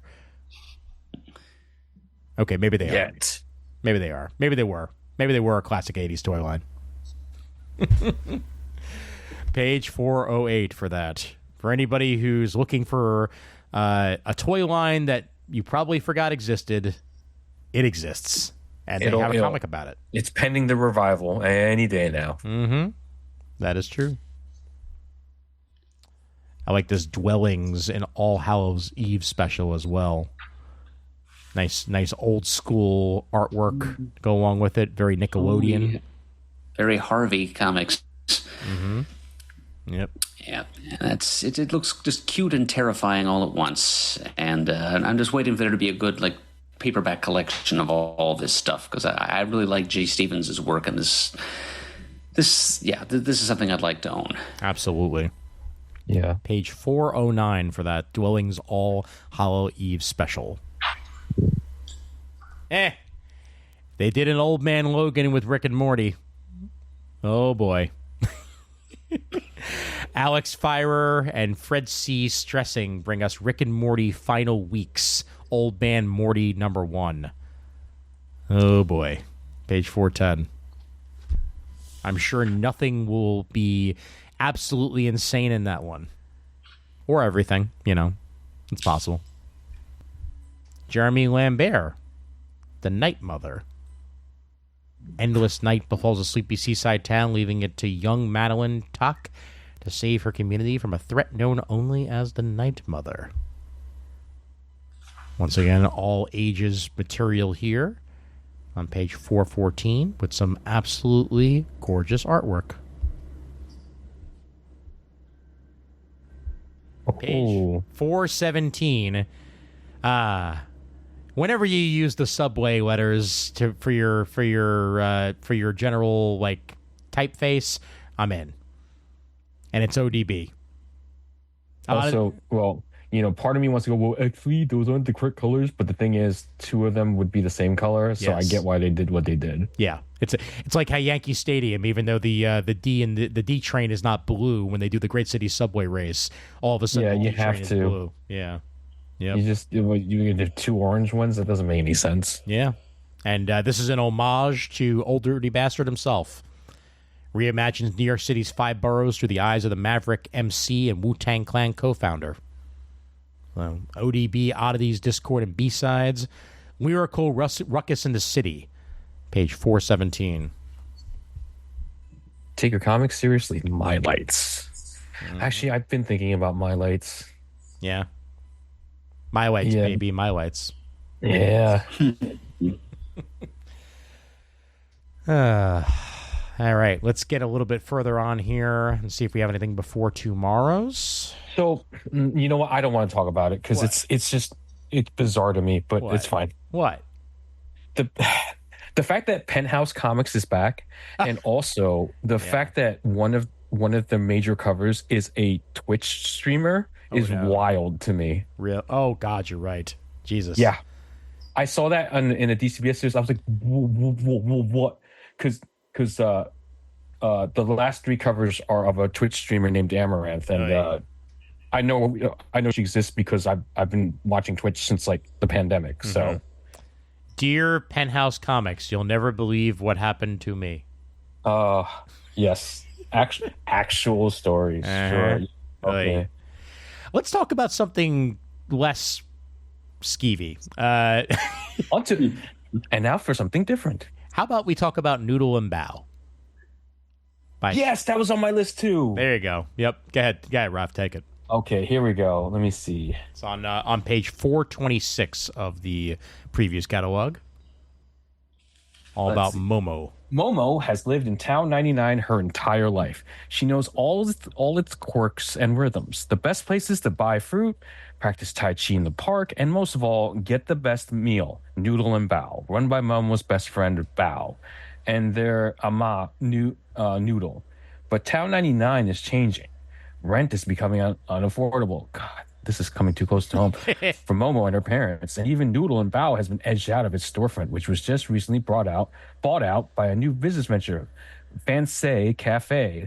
Fansei is run by the ambitious Miss Jujubee and her henchmen, who claim they're only beautifying town. Oh God, they're gentrifiers. This is too real. Yeah. Beautifying Town 99 with good business. Momo knows that's not true, and knows that if she doesn't do something, she'll lose everything she loves about her neighborhood.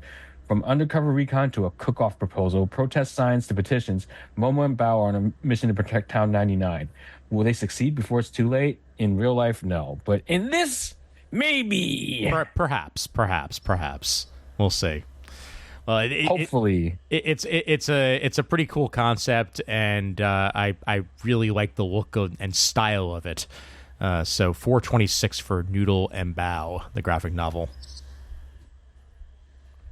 Batman Resurrection hardcover. This is a Batman novel, the direct sequel to Tim Burton's iconic Batman by John Jackson Miller.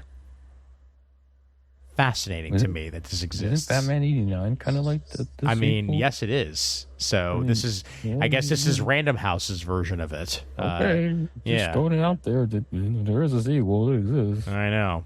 There's also a sequel called Batman Returns. I know. I don't know if you've heard of it. I have no idea exactly what this is going to be, but it apparently asked the question: could the Joker have somehow survived?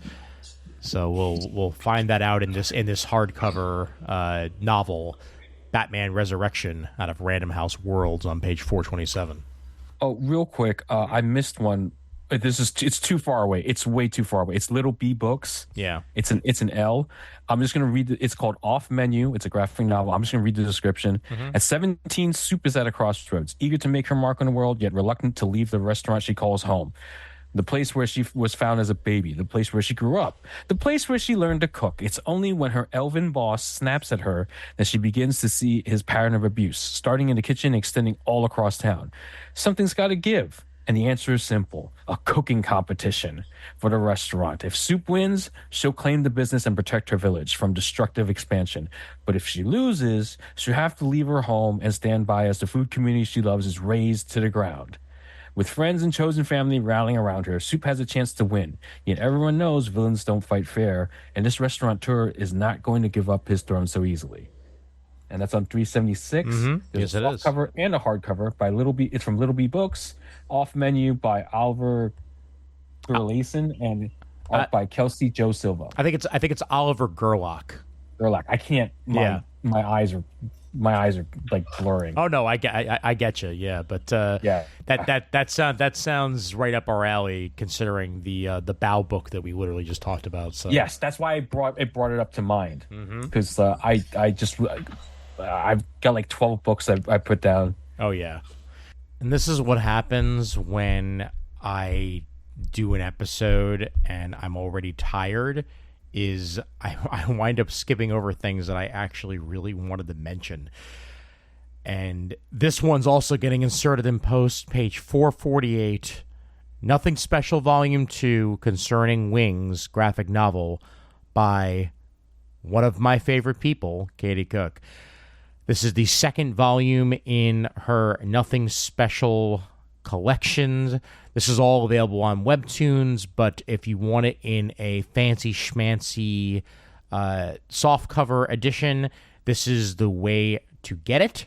And it's only $22.99, and it collects the first 25 chapters of Season 2 of the webcomic and features exclusive behind-the-scenes content.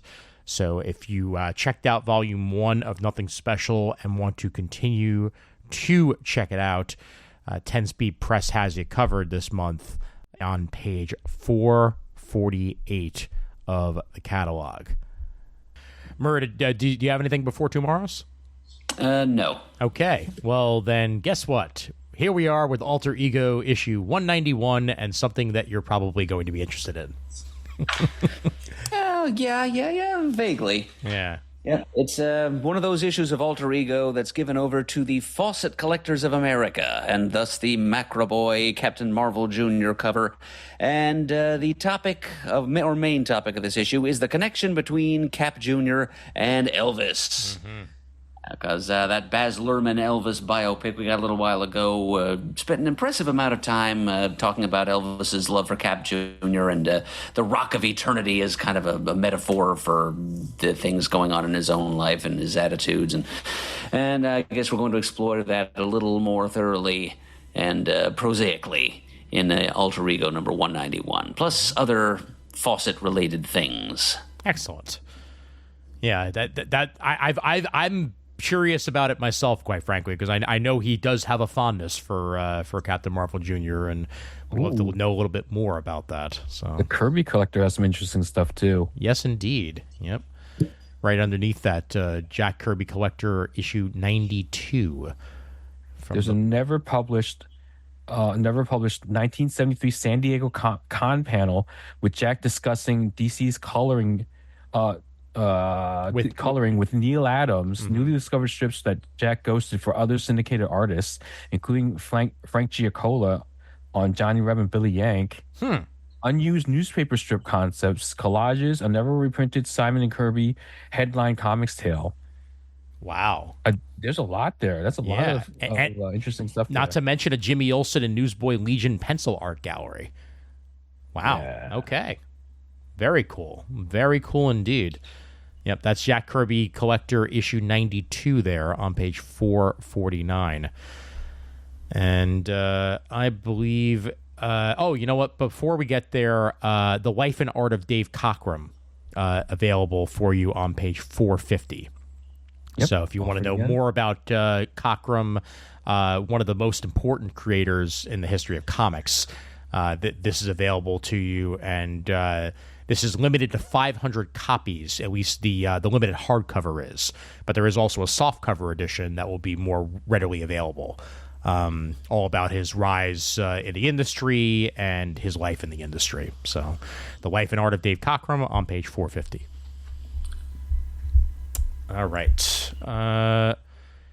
I believe that is it for me in the main section. So let's head over to manga real quick, name one or two things, and then we'll wrap this sucker up.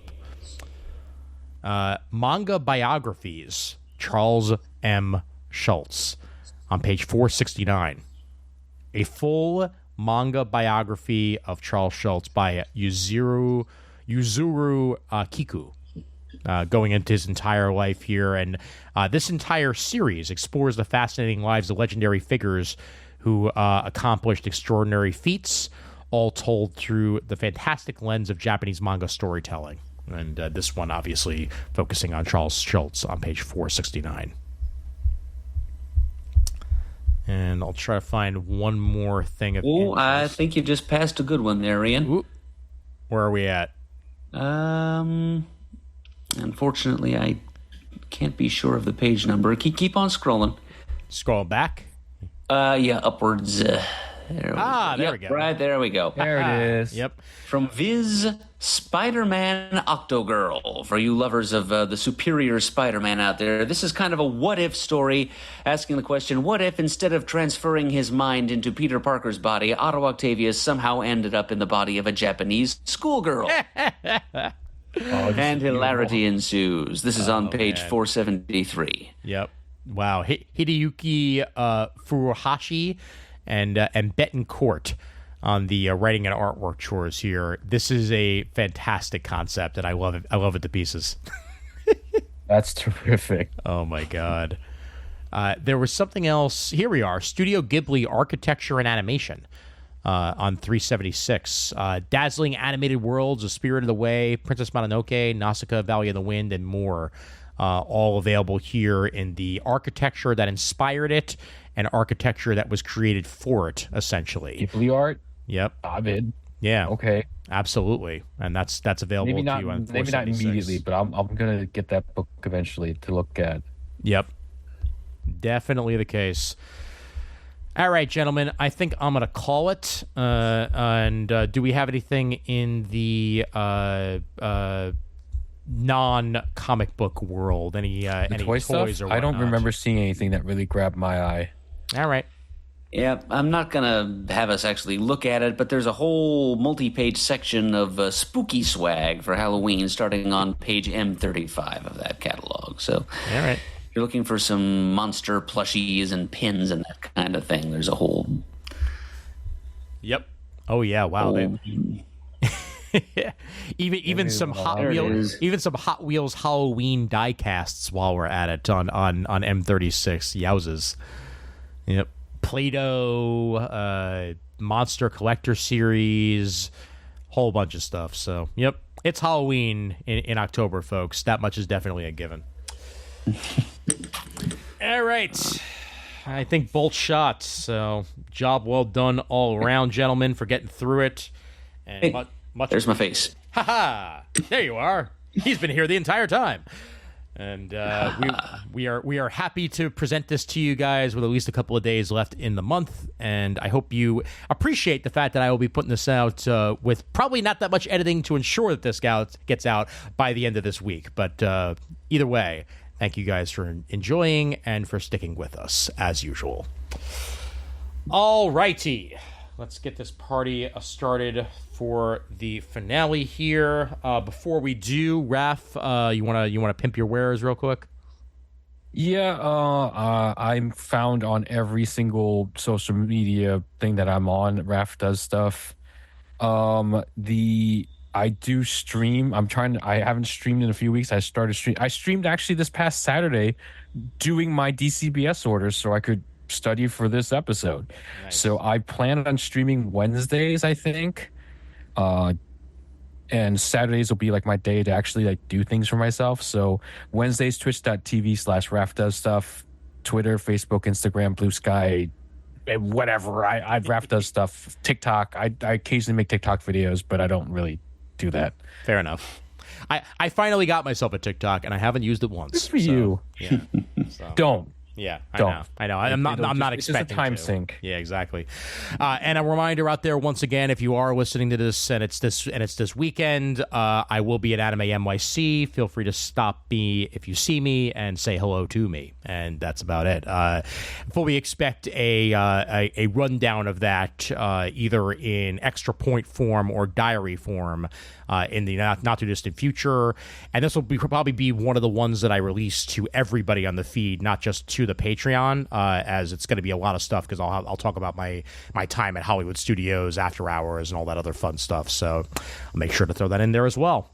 And with that, the end of the show. There it is. Email address for Comic Timing is comictiming@gmail.com. Facebook.com/Comic Timing for all your Comic Timing related stuff. We are also at Twitter.com/Comic Timing Pod.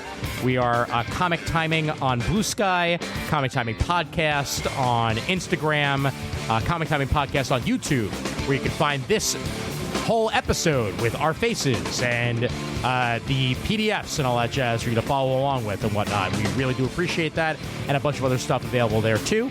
And join the Comic Timing fan group. It's getting bigger and bigger every day, and we got plenty of people posting stuff over there as well, so do check that out. And of course, as usual, there's always time for comics. Don't forget to like and subscribe.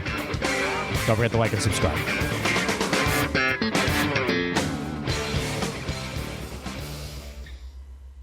This was a previews all about death.